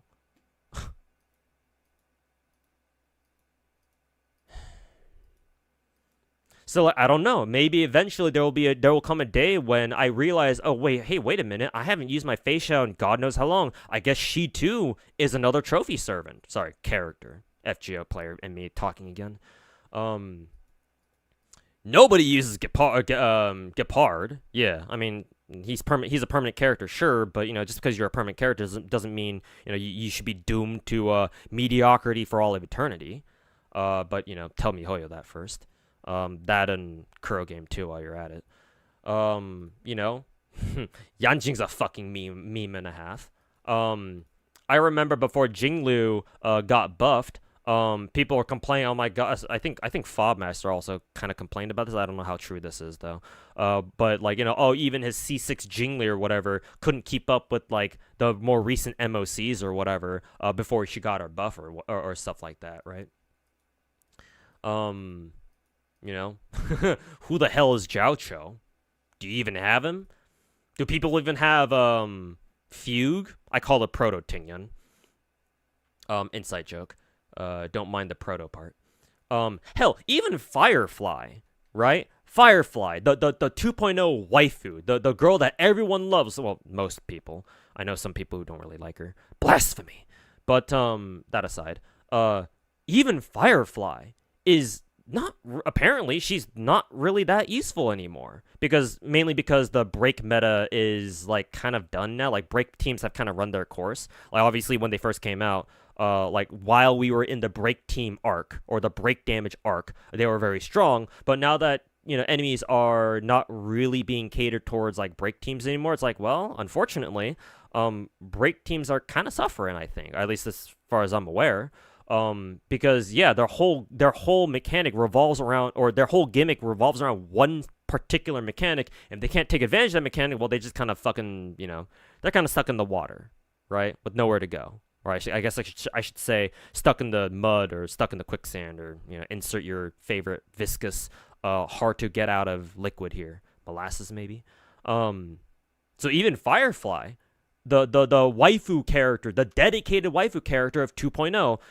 Even she these days is not really that good. No, a lot of people don't really run break teams anymore, and well, Firefly is a break character, so guess what? Take a wild guess on how often people use her these days. I don't know. Maybe people still use her, but maybe it's definitely more so for like, I don't know, either Apoc Shadow or Pure Fiction or whichever game mode has like a buff that you can take that buffs like break damage characters at least. In which case, yeah, obviously you can still use them. Maybe even without those buffs, you still can use them if they're strong enough. But in a game like Star Rail, where especially if you're free to play, or you don't have that many characters, you're kind of forced to play into whatever gimmick is present in any of the end game modes. If break damage is not an option, then you're not using her, like plain and simple, most likely anyway. And again, it's because you can only take 4 characters per team, and these days, the latest and greatest characters are the ones you want to run, Here's Kevin. Sorry, Finan. I still call him Kevin, though. Here's Kevin. Guess what? He's one of our best DPSs in the game. At least I'm pretty sure. Kind of would be hard to believe if a dude who literally turns into God wasn't top tier, but I've seen stranger things happen in gacha games, right? Like you whenever you put Kevin onto the team, it's basically Kevin. You toss him 2 single target supports if you have them, for a hyper carry setup, and then a healer somewhere, and off you go. Robin and Sunday in the background watching Kevin just fucking blow up planets one after another. That type of shit.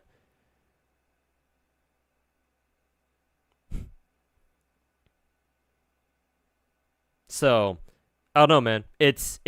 I find it very ironic that a Hoyotard, let me switch back to my full cam here. It's very ironic that somebody like this Hoyotard,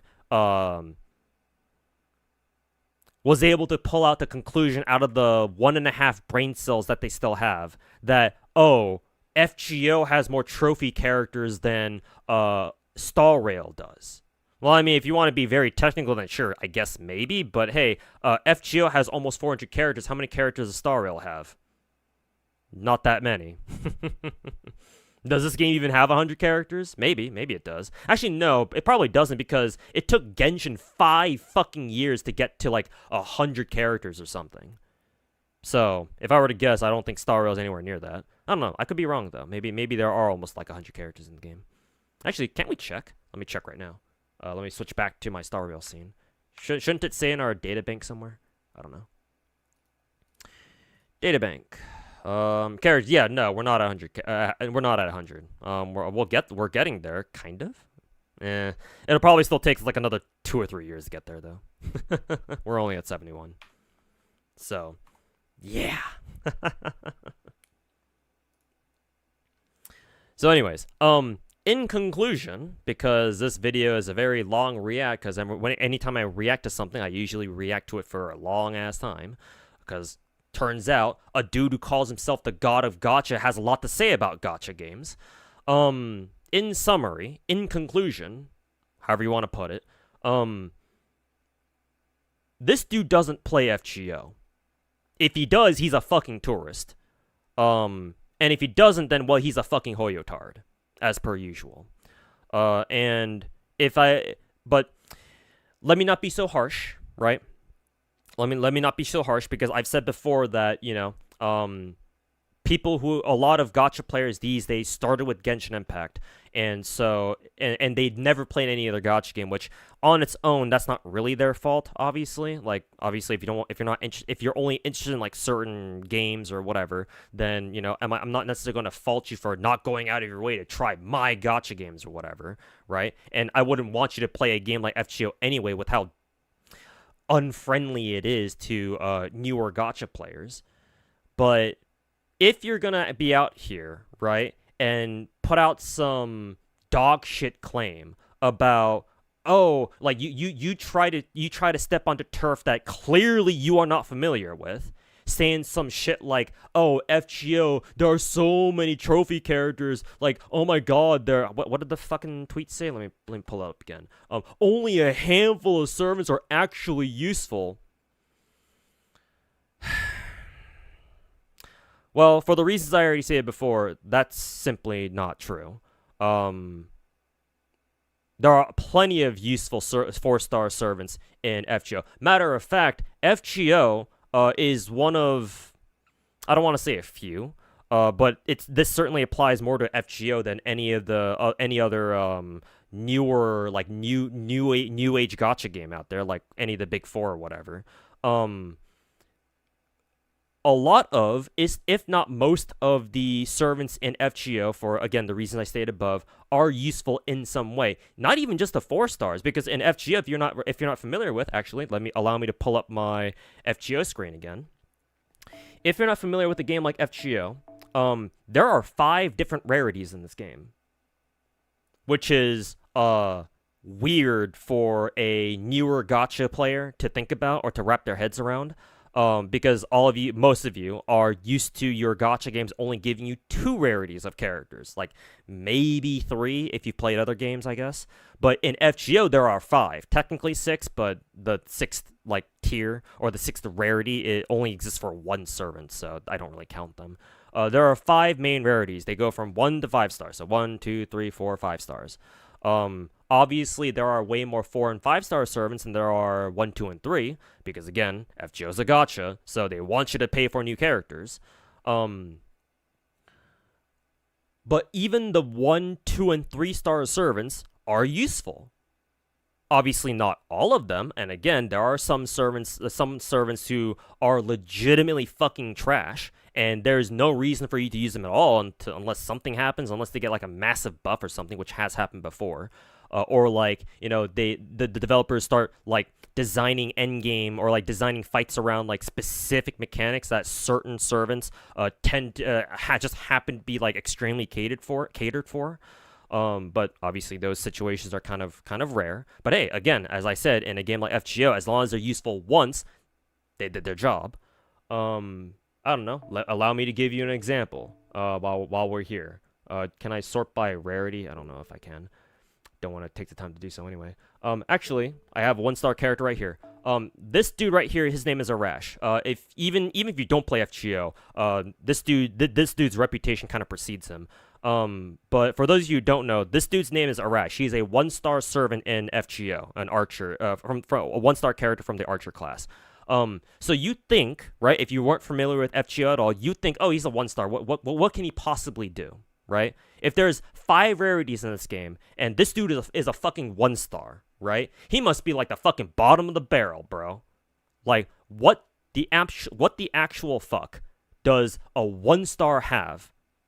That could possibly make him useful? Well, allow me to explain. The reason why this dude is such a fucking Giga Chad, everybody loves this dude, and I do mean everybody. Who plays FGO, and if you play FGO, you will probably like this guy too. Chances are, anyway. The reason why he's so good is because this dude's NP, again, NP stands for Noble Phantasm in this game, and it's kind of like the ultimate. It's like characters' ultimates in this game, and this is the description of his NP, right there. This dude's NP does a fuck ton of damage, way more damage than a 1-star character like him should be doing, by the way, and I'll explain to you why. And more importantly, he kills himself. Now that might sound like a meme. I mentioned that thing, that mechanic before. So now it's time to actually explain why it's so good. But to the uninitiated, you would think that an ultimate killing the guy using it would be really bad. But in this game, that is extremely useful. Because in this game, like I said, FGO, if I back out to the party screen again, in this game, you have reserve servants in the back. Because your front line, you can only take 3 characters. Only 3 characters fit in the front line at any given time. And then you can bring 3 more servants in the back, but they only come in after your servants die. Or if any one of your servants dies, or any one of your servants dies, or 1, 2, or even all 3 at once, because sometimes that can happen. And so what that means is because FGO is so it can not always, but it can be so setup intensive.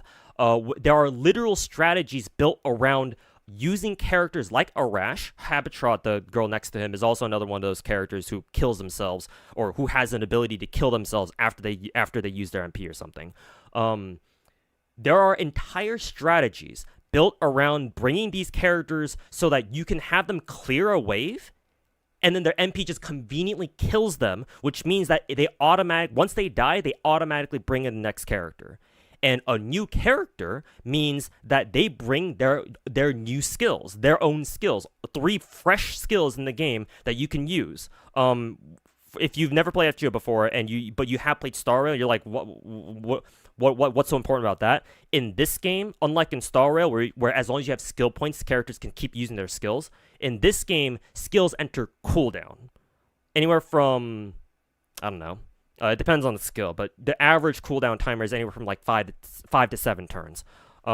Usually 5, usually 6, but there are some that are longer, some that are less. What that means is that every single servant that you control, they can only use their skills once, and then that is it until their skills come off cooldown. Which means a way to get around that is to simply bring in more servants who haven't used their skills yet. So characters like Arash, and then Habitrot too, but we're focusing on Arash today, or for right now, are extremely valuable because they have an AoE MP, which allows them to, a lot of the time, wipe the screen of enemies that are present. So it advances the progress of your battle, and because they kill themselves right after, they bring in for free another character from your backline who brings in their own utility, and they're ready to go to buff the rest of your team after your suicide squad, so to say, does their job. So Arash, despite being a 1-star, is one of the most useful servants in the game. Go back down to his MP description. And again, going back to his damage, this dude does way too much damage for a 1-star. Just to be a fucking nerd about this. In FGO, there are 2 types of servants when it comes to like damage, like NPs that do damage or ults that do damage. You got your single targets and you have your AoEs. Single targets have much better scaling because they're only going after one enemy, only one enemy at a time. Whereas AoE servants, their scaling is worse, but that's because obviously they're AoE. They're meant to kill. They're meant to hit like at least 3 targets, like a whole bunch of targets at once. However many is on the screen currently. So that's usually how it works. This dude, however, for some reason, I don't know why.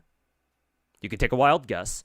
But for some reason, the developers had the foresight to give this dude specifically single target scaling for his AoE NP.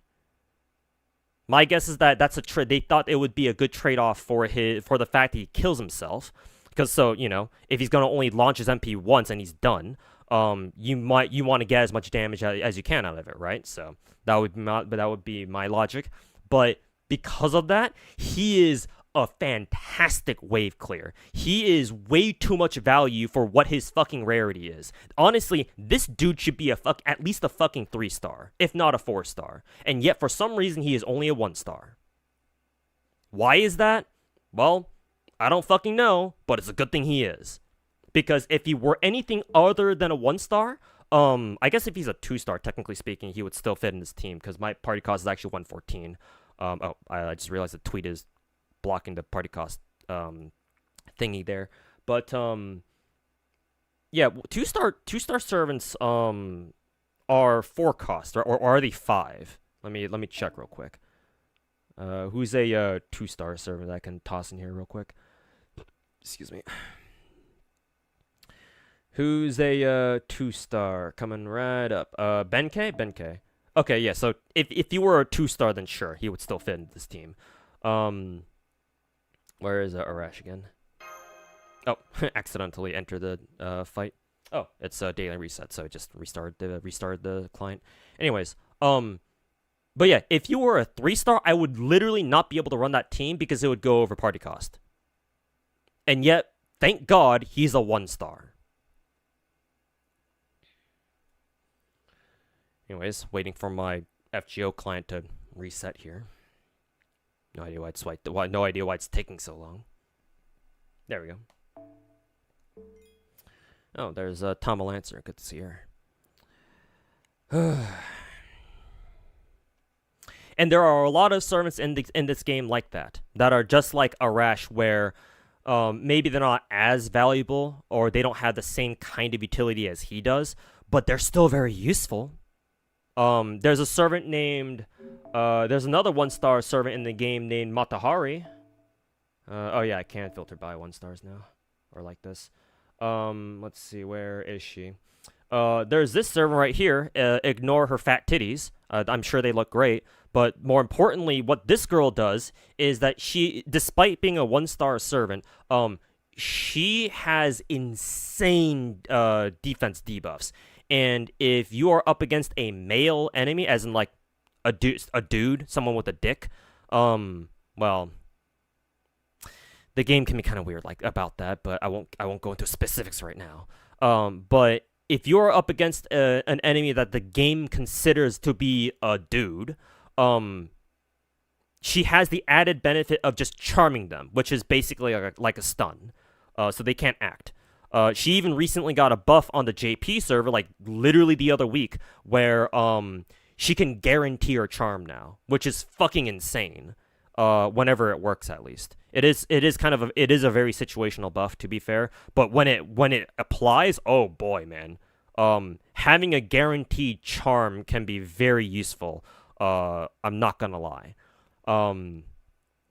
and I think with the same buff now she just gives her team a star bomb, which I don't want to. If I explain how crits work in this game, I'm gonna be here for another hour. But the point is that this character, again, despite being a 1-star, is extremely useful. Obviously, you're not going to use her a lot because in this game in FGO, well, I guess to a certain extent, the big 4 gacha games too. In this game, in FGO and other old school gacha games, the lower rarity you are, the much less stats you have to work with, right? I mean, just look at my Matahari here, who only has like 7,500 HP and 6,300, 6,400 attack, and compare her stats to, I don't know, a fucking 5-star. Especially one that have a level 120, and Jesus Christ, what are their HP? What are their fucking stats, right? But despite having much lower stats, right, which means that you probably you won't be using them as like general use servants, right? Despite that, because they have 3 skills, right? Skills don't give a shit about what your stats are. They don't even give a shit about what your rarities are most of the time. This girl can still be useful. This servant can still be useful and still be an insane setup servant, like setup support servant, or a quick swap, like a plug suit servant or whatever the hell. However you want to use her, right? She's there, right? Because she brings very real utility in the form of God knows how many defense debuffs. I think she can hit 100% defense debuff now. For reference, in a game in this game in FGO, defense debuffs cap out at 100%, unless they change that. But I don't think I don't think they really touch core mechanics like that. But in FGO, when your servants put defense debuffs on enemies, I think it goes the other way around too. They can only put up to a total of 100% defense debuff. Any more than that, the game just doesn't count it. So there is a hard cap to that. This girl, with the buff she got on the JP server, can do that by herself, even if it's only for one turn. No other character in the game can do it, not even 5 stars. Like, the closest you get is, like, maybe certain 5-star that might be able to put, like, 50, 70%, something like that. But not 100%. This girl does it on her own. Again, even if it's only for one turn, hey, sometimes one turn is all you need. Especially if you're going for, like, absolute nuke setups. Like, even whales, absolute fucking leviathans who spend tens of thousands of dollars on this game, even they have a reason to use lower rarity characters, because you have situations like this where even the lower rarity characters have something that not even the fucking 5 stars do.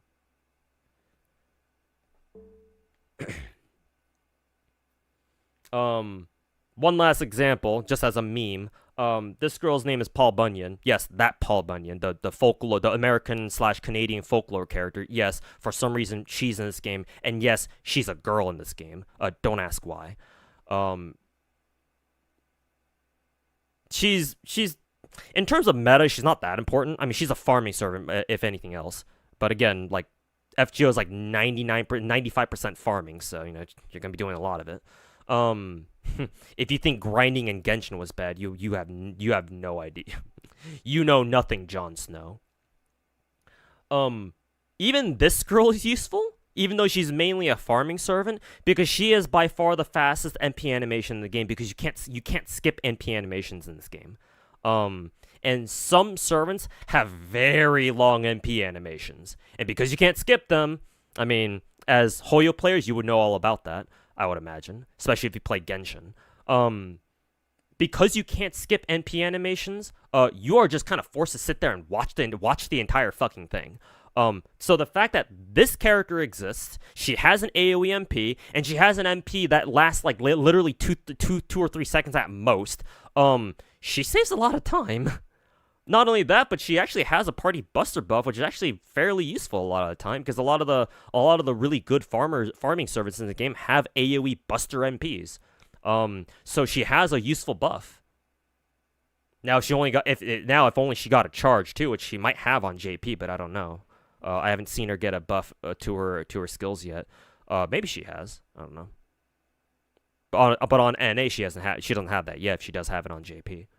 But even this girl, yes, and I say girl even though she's named Paul Bunyan, even she is useful, because again, farming is a huge component of playing this fucking game, and guess what? She is one of the best farming servants in the game, simply because her NP lasts for literally 2 seconds. And that saves you a lot of time. And I can go on and on and on and on and on. Because again, FGO has a lot of servants like that. Again, let me repeat myself for like the 3rd time. There are still some servants out there who are actually fucking useless. Like, don't get me wrong, it's not that every single servant is like, oh, everyone's at least useful in some way. No, there are legitimately some fucking trophy servants that, like, literally you just kind of look at them and ask yourself, like, why? But if that's the critique coming out of, let me switch back to my webcam here, coming out of this dude, I don't know if this dude even plays Star Rail himself, but I gotta say, as a percentage, there are far more trophy characters in a game like Star Rail than there are trophy characters in an FGO. So, yeah, whoever made this tweet, and I did censor the name just to respect their privacy, but whoever made this tweet, and not just him, obviously there might be some other people who may agree with this Hoyotard, this bozo, but whoever needs to hear this, let me just give you one piece of advice. Don't talk about games that you have no idea what you're talking about. We already have enough people like that to deal with on the other side of the gacha spectrum. I won't name names or whatever, but, you know, if you watched my channel or you watch my streams, I think you know who I'm talking about. And God forbid we need more people like that in the gacha scene as a whole. So, yeah. Thanks for listening to me rant. I think I'm done now.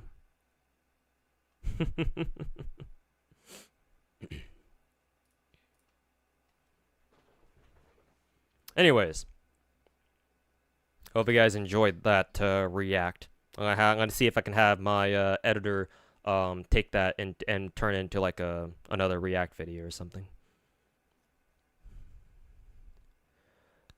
Oh, excuse me.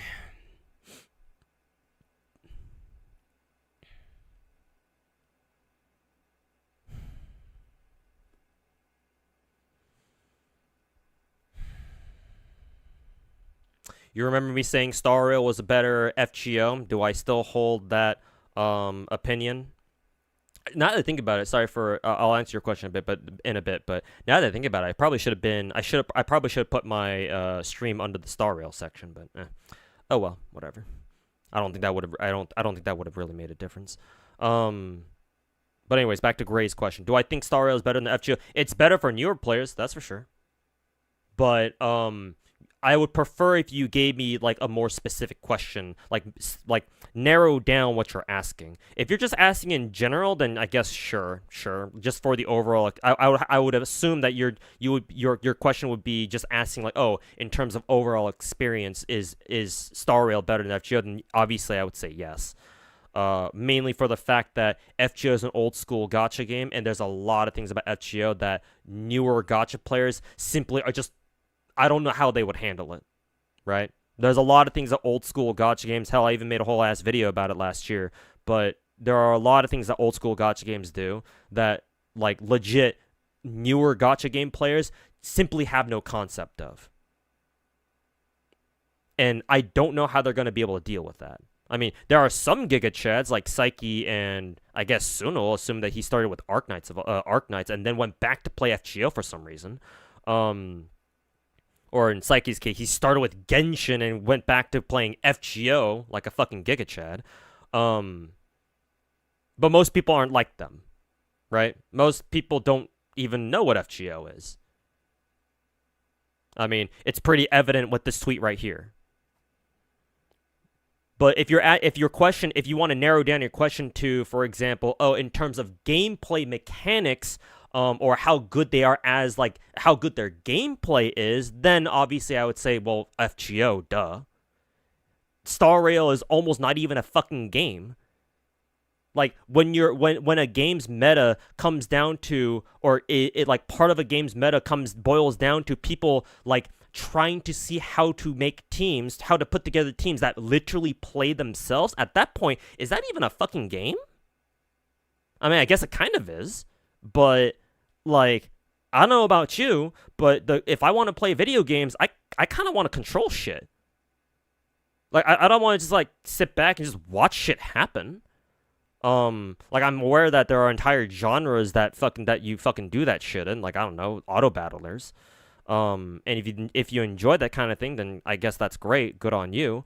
But me personally, I would rather, take control of things myself and, play that shit myself. I mean, reason why I play first-person shooters is that I want to be the one shooting other bad guys in the fucking face. I want to fucking kill them in a video game, of course. Right? I don't want to fucking be like, I tell some generic soldier dude in Call of Motherfucking Duty or Battlefield, to be like, oh, kill this guy, and they just go blap, blap, blap, okay, job done. Like, no, I want to control them. It's a first-person shooter for a reason. I want to control them. I want to fucking murder those fucking bastards. Make me feel alive.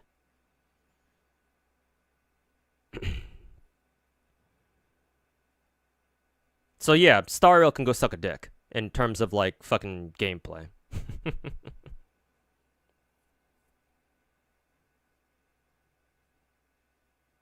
But yeah, back to your original question, Gray. You gotta be more specific with that question. So if you're just asking me just in general, I'm just gonna assume that you mean, oh, in terms of overall experience, which game is better? Star Rail, simply because, I don't know how newer gacha players would even be able to process a game like FGO.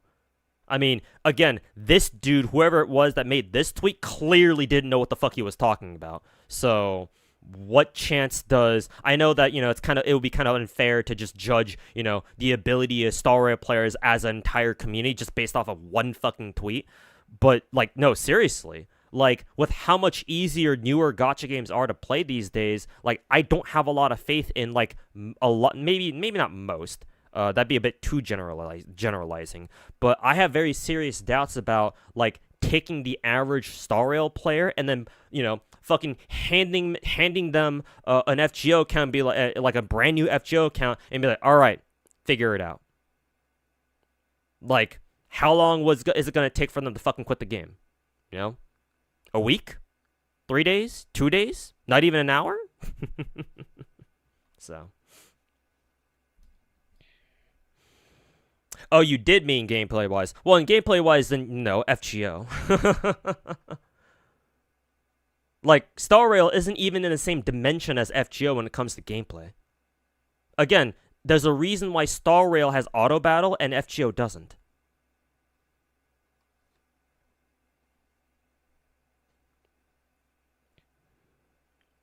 You remember me saying that Star Rail was the better FGO? Oh, whenever I say that, I'm like half memeing, or like I'm saying that half ironically. To be fair, so maybe you misunderstood. I'm just saying that the overall experience of Star Rail is better than FGO, simply because Star Rail has nowhere near the amount of grind and nowhere near the amount of fucking slog that FGO has. Not to mention, again, gacha players, maybe not most, but a lot of gacha players out there are very casual. Casual players typically aren't really interested in sitting down and learn how to play a fucking video game. Whether it's because they don't have enough time or whatever the hell their excuse happens to be. Not enough time, not interested, or they just don't have enough brain cells. I mean, clearly this dude, guess what issue this guy has. But I meant an overall experience, Gray. But if you want to, if you ask me that question, if you're asking that question to me specifically from a gameplay perspective, then no, FGO is again in another fucking dimension. Like, I don't know, Star Rail is like a turn-based game for cavemen, whereas FGO, in terms of gameplay, we're out here doing fucking quantum physics.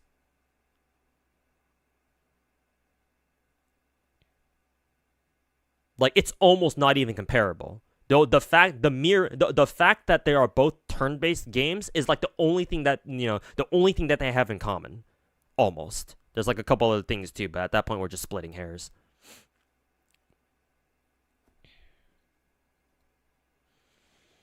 You've never bothered playing Star Rail, so is there any strategy or just spam every skill ASAP? There is some strategy.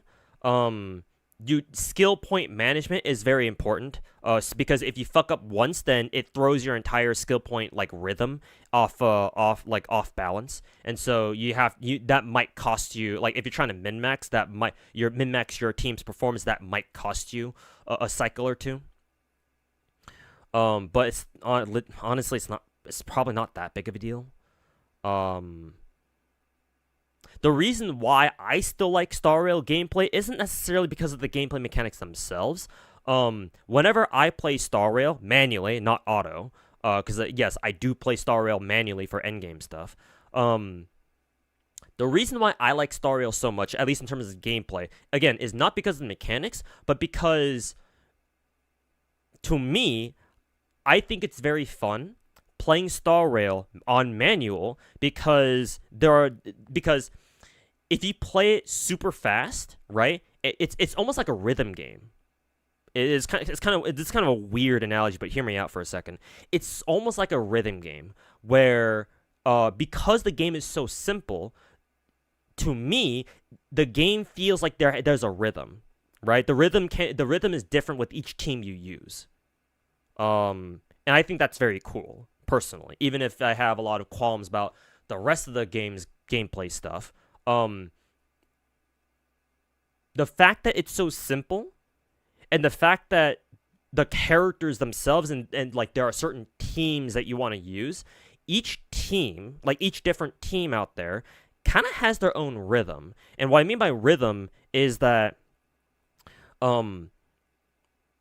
you have to be on top of, if you want to play as optimally as possible, whichever team you're running, you have to be on top of popping characters' ultimates, right? Because in Star Rail, an important mechanic is that one of the few important mechanics in the game is that when your character uses an ultimate, they get to use it right away, which means that you can use them to steal your turn, potentially, or at least use your your ultimates in Star Rail. This is an FGO. Before an enemy can move. So, playing it on double speed and being on top of your ult rotations and just being on top of your team's rotations in general, to the point where like you're almost playing as fast as auto. It's just that you're playing on manual, so you're the one controlling it. To me, it's really, really fun being so in sync or so in tune with your team that you know exactly what to do at every stage of the game, or at every stage of a fight, right?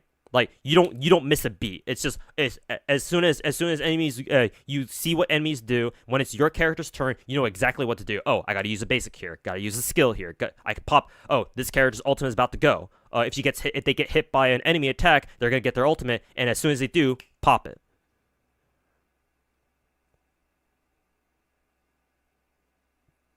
Like, that sort of rhythm is why I like Star Rail's manual gameplay so much. If that makes any sense. I don't know. Maybe I'm just a fucking weirdo.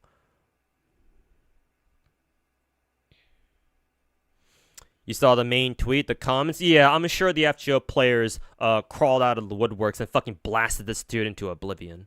I think the dude who originally showed me this tweet added later that the dude put their Twitter profile on private, as you know, Twitter tards usually do.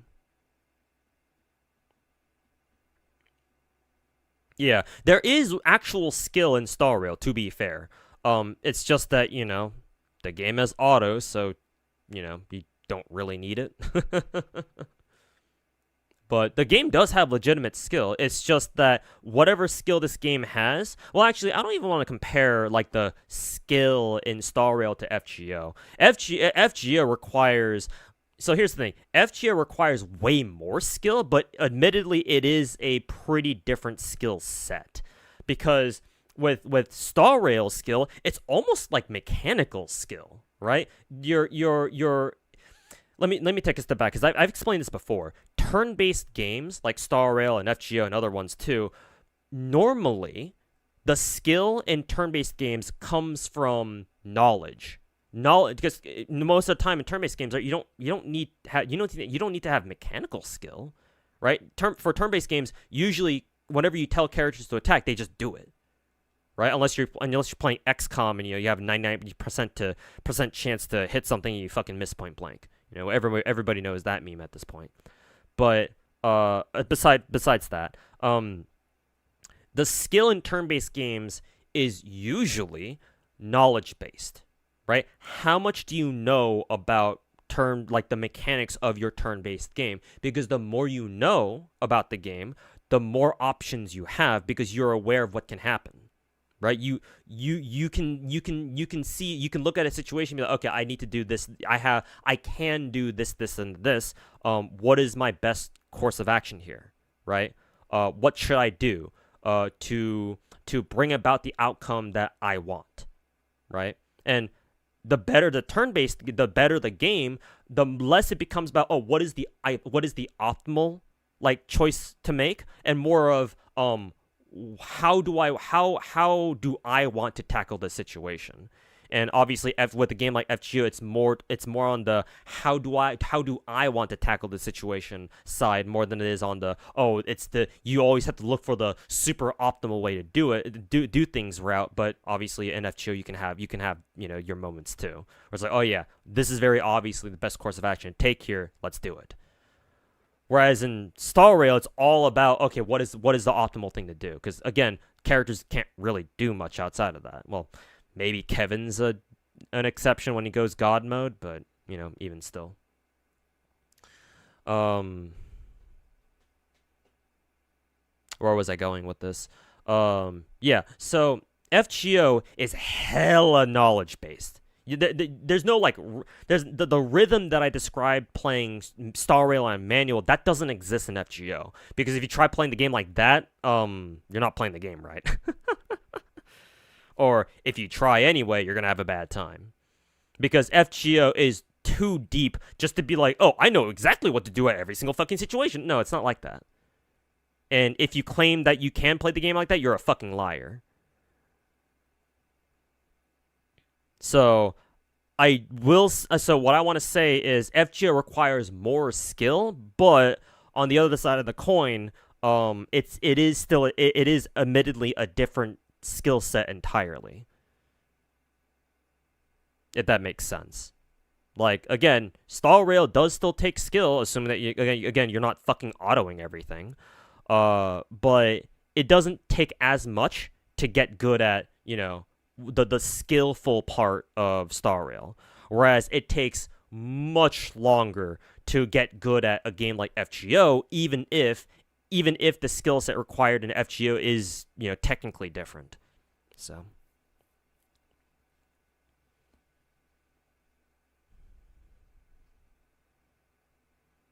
your opinion is that somebody should not have an opinion about a game that they don't play or didn't currently don't play.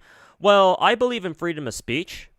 Well, I mean, I'm an American, so I would hope that we believe in that. Unfortunately, in our current social media environment, not a lot of Americans have forgotten that, which is unfortunate. But while I believe in freedom of speech, I also believe in my own part of freedom of speech, or I also believe my own right to freedom of speech, which means that I don't care if some fucking Hoyotard bozo like this motherfucker decides to make a dog shit tweet like this, but at the same time, don't be surprised when someone like me comes out with a fucking steel chair to fucking beat this fucking tweet down. That's how I look at it. I think that if you want to say something, you should be able to say it, but hey, don't give me the fucking surprised Pikachu face when somebody who actually knows what the fuck they're talking about comes along and tells you, no, you're a fucking retard. You have no idea what you're talking about. And here's why. That's my take. And hey, guess what? The more dog shit takes people have like this, hey, that's just, as a content creator myself, that just means more that just means more potential content for me. So, hey.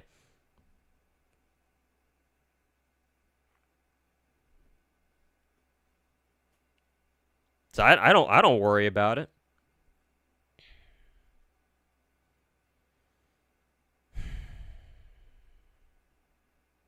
You don't even need skill, you just auto all the endgame stuff anyway. Well, I don't even know if my account is strong enough to be able to auto everything on its own anyway, so maybe I do actually have to play endgame stuff on manual. Maybe I can do pure fiction. I tried pure fiction on auto the other day, or the last time it reset and didn't really go that well, so I had to manual it myself. But yeah, I'm sure if your account is strong enough, then yeah, they can definitely fucking auto that shit the entire time.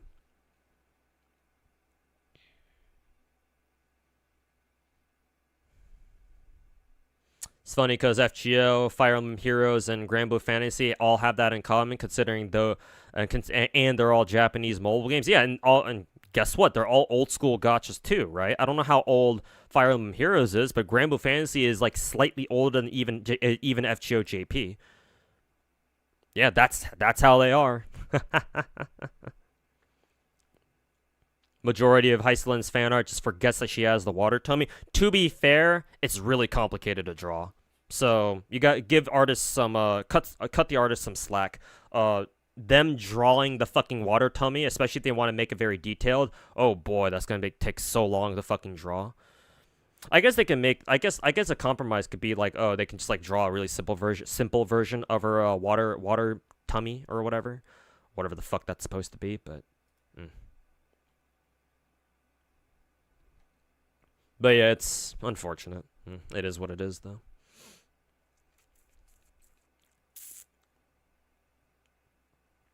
So did MiHoYo corrode people's No, that's not MiHoYo's fault. MiHoYo, I mean, if you want to blame MiHoYo for intentionally designing their games to be played by fucking Neanderthals, then sure, that's one thing. But no, you can't blame MiHoYo for, or even Kuro, you can't blame gacha devs for like how their community turns out.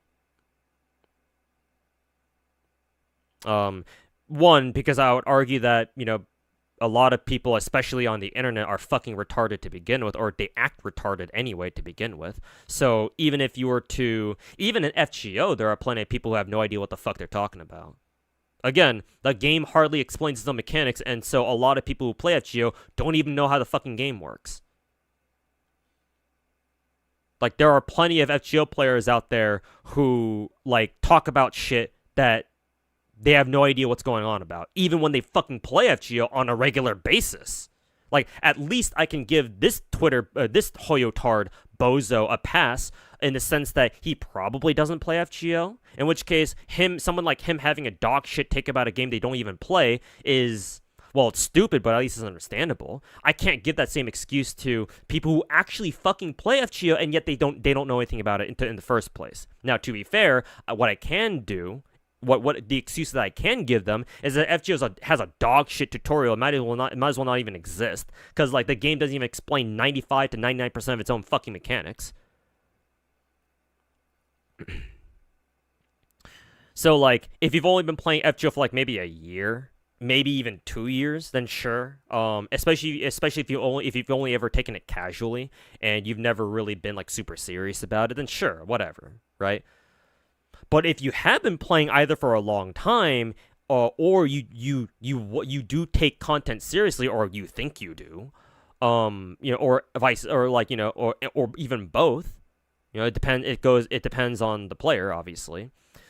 Like, I can't really give that excuse doesn't apply to you as much.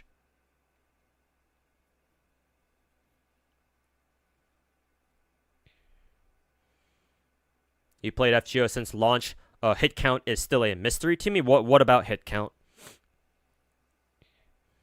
Like, why some characters have more hit counts on cards than others, or like what specific mechanic of hit counts, or just hit counts in general?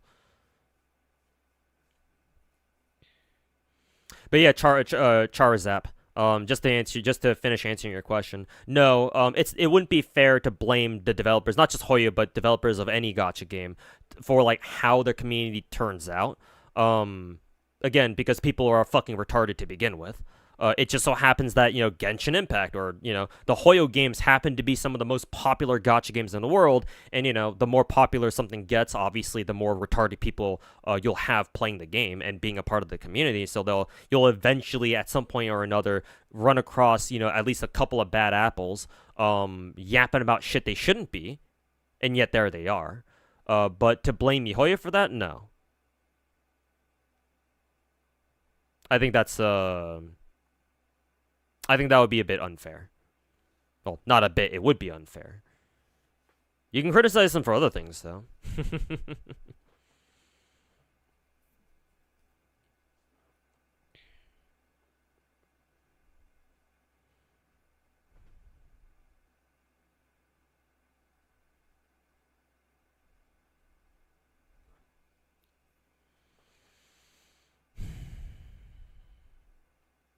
You want more MP charge, card order, you want to get more MP charge or stars, you just tap red buttons most of the time. Like more MP charge. Oh, MP charge and like more stars. Oh, that's more cards, not hit counts.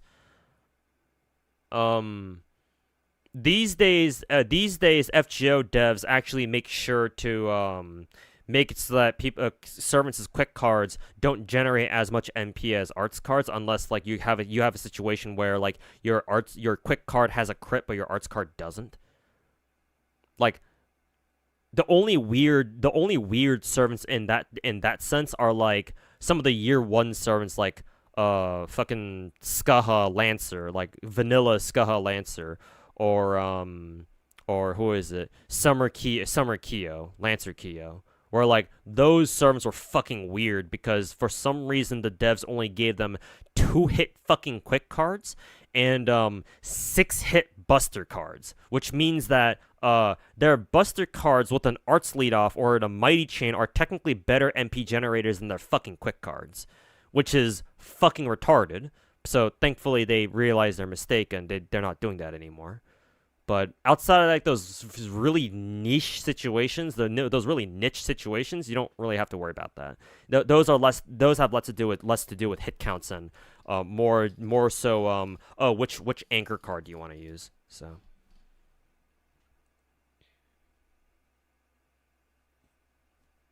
I would say like you don't have to worry about that as much, but that's just me. Disconnected from the server. Wow, why did I get kicked from Star Rail? The fuck? Oh, whatever. It's not like I really need to hop on there right now anyway.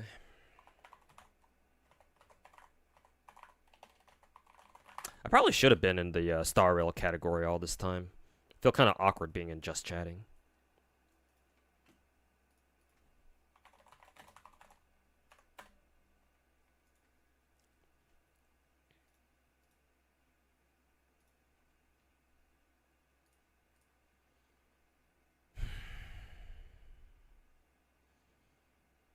Did Vanilla Okta's quick card give more MP charge? Well, if it crit, then yeah, definitely. Okta's quick arts card was still valuable though.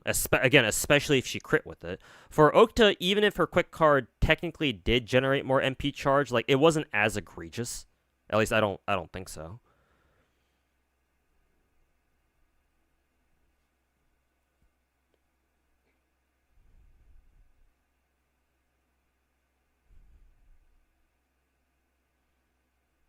Like if Okta has a couple of quick buffs going, then yeah, obviously at that point, yeah, her quick cards probably would generate more charge than her arts card would.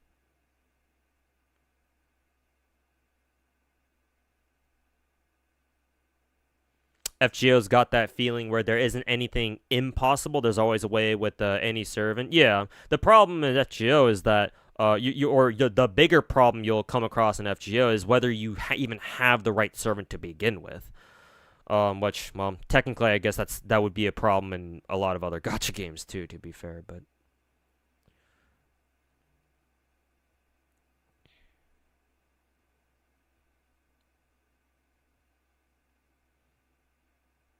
by the way, Star Rail leaks are alleging that we got new enemies coming along who have a massive damage resist when they're not broken. But as soon as they lose toughness, um, when characters have shields, so shielders and break teams are back. Well, the shielding part makes sense because Preservation Daniel, it's in the name, Preservation Daniel. But break teams being back, I guess I shouldn't be surprised too much either because apparently break teams have been falling off for the past like half a year or so, probably even longer. So I guess it's high time that Mihoyo was like, oh yeah, maybe we should throw break teams another bone again. I mean, they're trying to make DOT teams great again with Heiselins and buffing Kafka, I think so. So if that's true, hey, that's good. Good news then.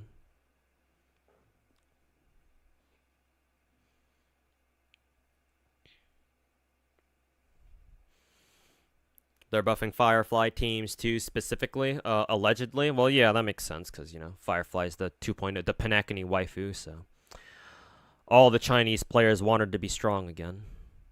Me too.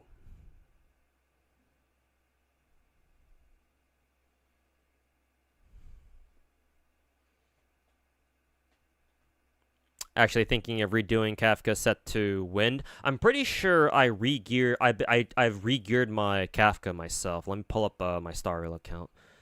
Let me let me log back into my my Star Rail account. Hopefully I don't get kicked off the fucking server again.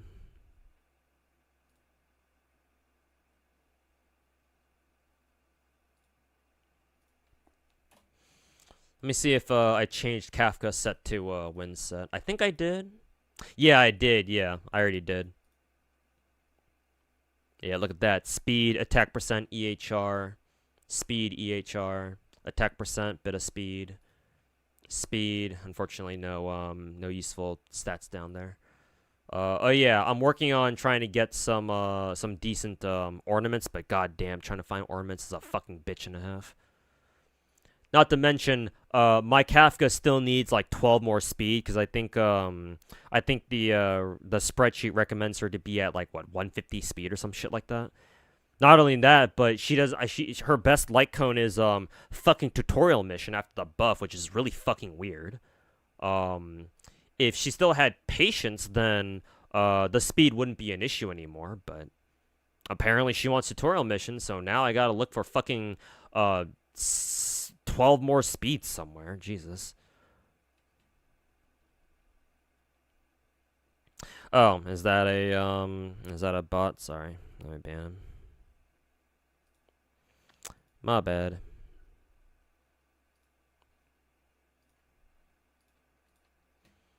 As soon as I switch my category over to the Star Rail, I immediately get a bot. Gee, I wonder what that could mean.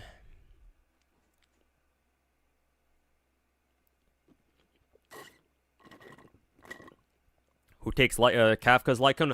I have no fucking clue. Actually, now that you mention it, because I was kind of curious about this myself. Let me look up the Star Rail spreadsheet. I'm kind of interested to see if Heislands can take patience. For some reason, I don't think she will, but... What was Heislands again? Was she wind? No, right? She was something else? Physical, maybe? Yeah, she's physical. God, so fuck. She's a water. She has a water theme, but she's physical. Holy fucking shit. That's basically the same levels of mind fuckery as Kuro game making Augusta fucking Electro when very clearly Augusta has fire themes. Like what the fuck? Well, I mean, at least Star Rail doesn't even have a water theme, so or like a water element. So technically, it's like, well, what else could she be? Maybe Cryo, but clearly they decided not to go with that.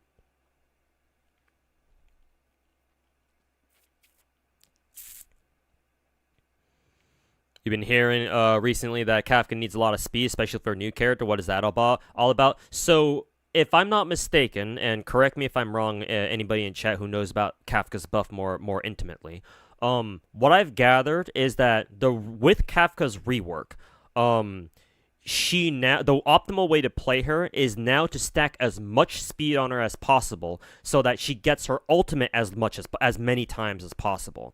Because now, Kafka's follow-up attack is like the best part of her kit.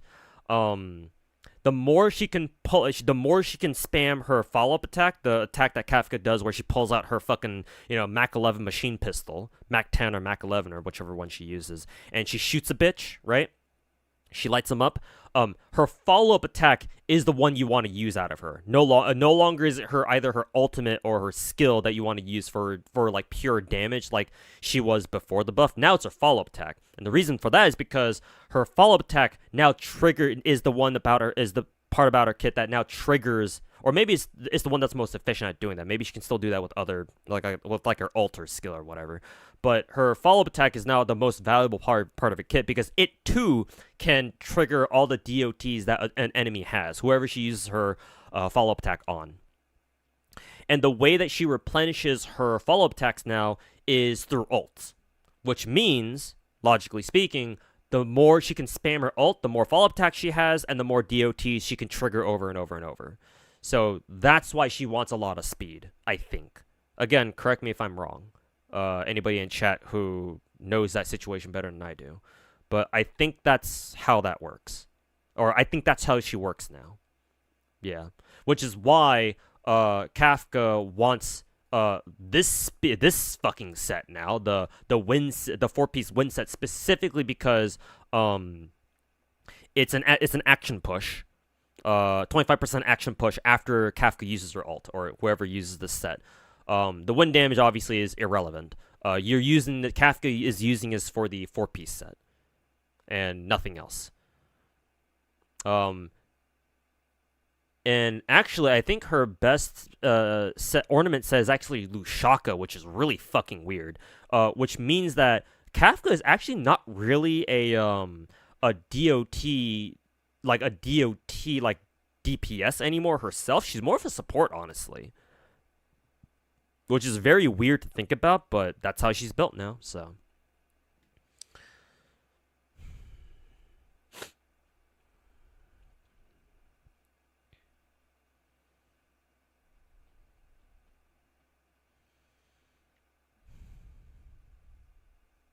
But yeah, that's how Kafka works.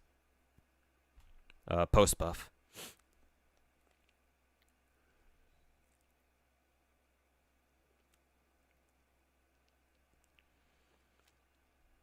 Attempt to get Heisland's E1 for your Kafka.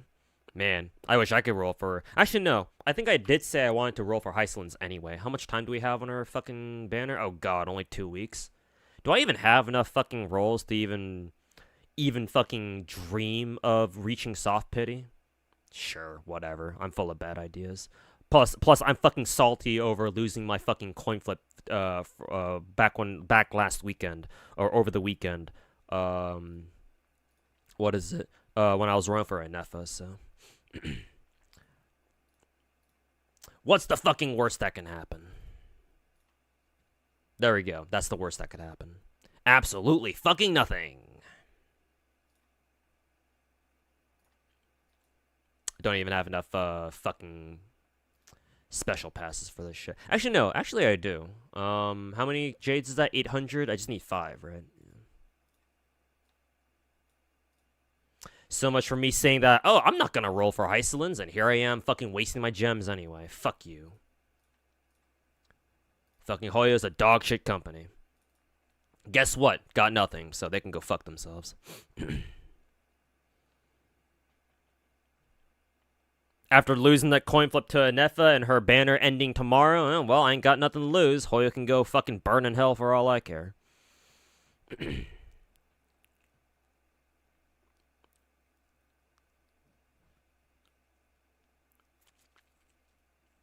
Patience isn't that great for Heislands unless you have enough EHR and subs. I'm just surprised. Who is it? Heislands can even take patience at all. But yeah, I'm looking at the spreadsheet right now. She can use it, but like it's only her 5th best, which is kind of weird. Shit, man. Even the Eyes of the Prey light cone is better than Patience, which is hilarious. But yeah, if Heislands requires a lot of EHR, then I guess that makes sense. Because I think Eyes of the Prey is the one that that has Sampo on it, right? This one? Yeah, Eyes of the Prey. And I have enough copies of that too, if I happen to get Heislands, which is probably not going to happen.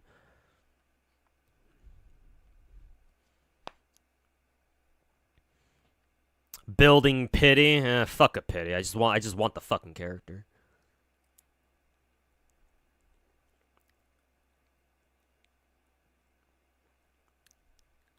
What made you want to roll for her now? Bro, I just like rolling for characters, man. Well, I want to have all the characters in all my gacha games. I'm a collector, man.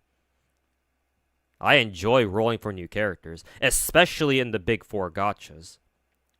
Because, like, there's not even that many characters in these newer gacha games in the first place. So.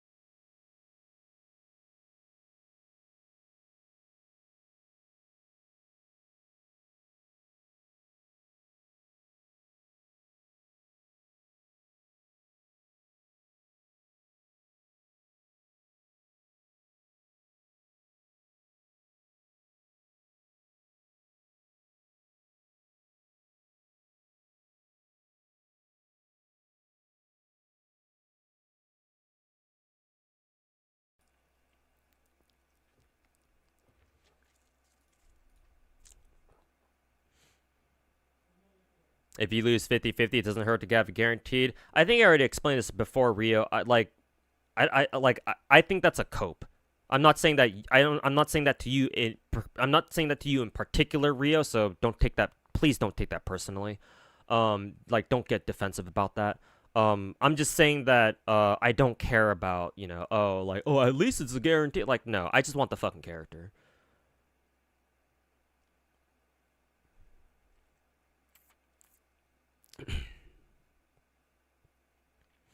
Maybe it's just toxic positive. Well, it's not toxic positivity. I wouldn't go that far. It's just me personally, right? It's just nah, I don't know, man.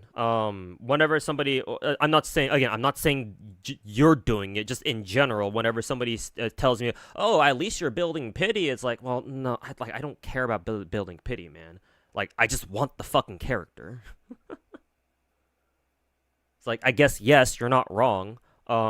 Like whenever somebody tells me, "Oh, you're building pity," technically, even if you lose the coin, yeah, they're not wrong technically, but like, bro, like losing the coin, I'm still gonna be fucking salty over losing a fucking coin flip, especially when recently in all the Hoyo games, even in Zenless, I lost my fucking coin flip for Alice. So it's like, bro, the more it happens, the more salty I fucking get. Like, I guess maybe if I only lost like one coin flip in like a long time, it's like, okay, well, yeah, sure, I guess, right? I guess I'm building pity for the next character. But like, no, I've been losing my fucking coin flips left and right in all three of the Hoyo games. It's kind of getting fucking annoying. Well, more than just annoying. I'm not gonna lie.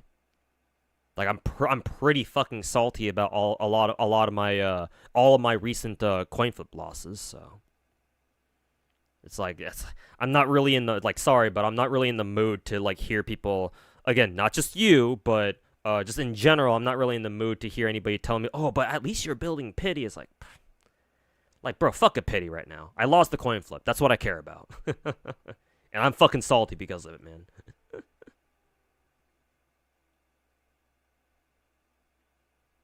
Like it fucking sucks. I'm not gonna lie, especially right now where I'm not in a position to be able to spend money to guarantee oh, I lost the coin flip. Oh, so sad. I guess I'm gonna have to spend $100 on a fucking overpriced pack, gotcha pack, to guarantee my next pity. I can't do that right now. So it's even more fucking tilting.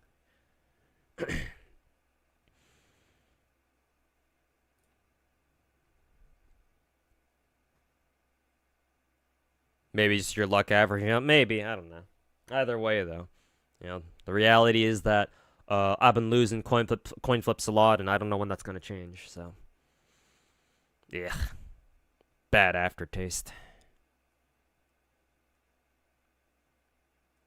Zenless needs capturing. All these fucking motherfucking coin flip gotcha games need fucking capturing radiance, man. Well, ideally, I fucking hope that one DNA game, the Duet Night Abyss game, assuming that when it comes out, they're gonna do their whole I think didn't NTE say that they're gonna do something similar too, where it's like your first copy of a 5-star character or whatever their equivalent of it is gonna end up being it's going to be a guaranteed character, like a guaranteed character, and if you want more copies, then you're gonna deal with the coin flip, which, hey, for me, that's totally fair. For most people, I think that would be totally fair, right? I fucking pray that whatever gotcha game comes out with a gotcha model like that, whether it's DNA or other gotcha games in the future, I fucking pray that those games do really well. Because maybe, hopefully, once that becomes a thing and people are like, "Oh my god, this is so much better than all the fucking dog shit coin flip gotchas we have to deal with until now." I pray to God that becomes like a gotcha industry staple from now on. I don't know how likely that is to happen, but a man can dream. Cynic has also. Oh, Cynic. Oh god, has he been losing a lot of his coin flips too? Shit. Cynic Season is the guy who established our Discord server in the first place. He's an OG for sure. So yeah. Yeah, sorry to hear that he's also been losing a lot of his coin flips. That sucks. He doesn't deserve that. Gonna play the shit out of Bro, honestly, maybe I'll pick up DNA just for that too. Yeah. You've convinced me, Finkel. Maybe I should get into playing DNA 2 when it comes out. Capturing Radiance in Genshin helped you win your first coin flip on your free-to-play Arc 2. I know. It's like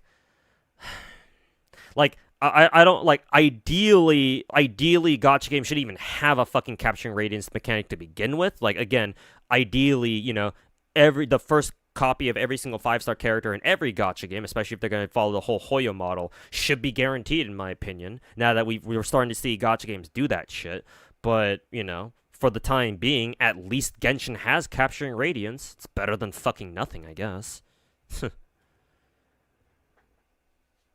It's fucking better than nothing.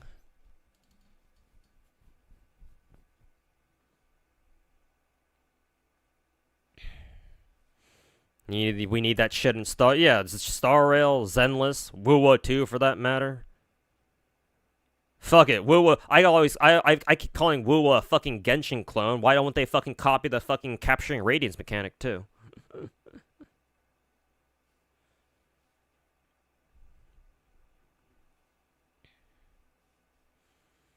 Nothing but pain. Yep.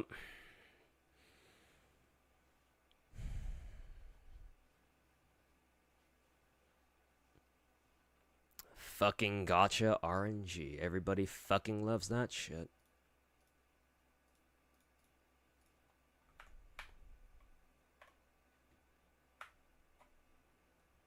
Oh right, I still haven't bought the fucking battle pass in Star Rail yet. I guess technically I could do that right now. So I think if you buy the battle pass right now, you get like what 680 jades right away. I don't know if that would even be enough for like another multi at least. How many multis did I even do? 4 maybe? Yeah, probably just 4.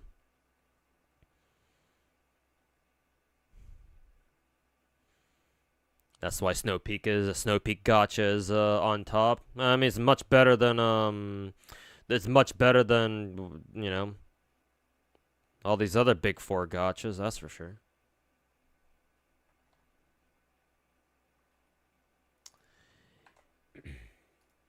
Ain't no fucking doubt about that.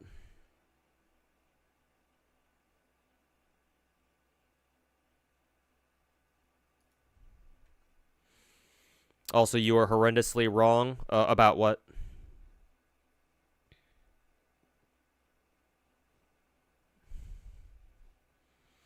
The chasm is the result of a meteor? But you mean in Genshin? You mean the region chasm? I think you were talking about that yesterday, I think. Actually, no, PGR banners are actually probably your favorite. Yeah, I mean, apparently, if I'm not mistaken, yeah, apparently PGR banners are really good. Too bad Wuwa doesn't have the same gacha model, but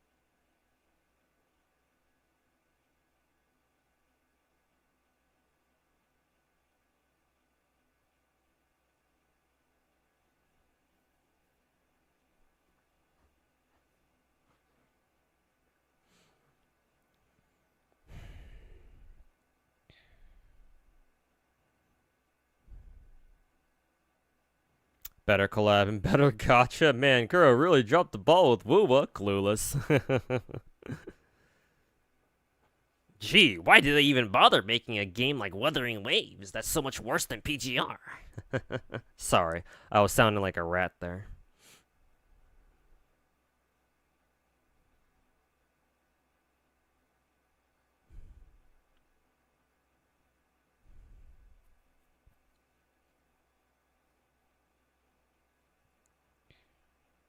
Anyways, chat. Was a short stream today. Had a lot of stuff that I need to get done earlier today. Tomorrow's probably going to be pretty busy for me too, to be honest. So I'll probably have to. I'll probably only have time to do like a shorter stream tomorrow as well. Anyways, thanks y'all for watching. I just wanted to react to that tweet from earlier. So thanks for watching. I'm gonna get going right now. Let me find somebody to send you guys over to. Who's streaming right now? Mr. Fobmaster. Who else? Mrs. Slice. Jenna's streaming right now. Let's see. I don't think I've rated Jenna since he came back, so I'll send you guys over to him. Tell him I say what's up. Raid XQC? I don't think so. Kind of out of my I'm kind of out of his league. Hey, thanks Rio. Thanks for hanging out, and catch y'all tomorrow. Hopefully tomorrow. I guess there's a chance that I won't be able to stream tomorrow, but if I can't, I'll let you guys know on Discord. But hopefully I can still stream tomorrow. But in any case, thanks y'all for watching, and yeah, take care. Have fun over in Genazod's chat for those of you going over there, and yeah. We'll see you guys soon. Peace.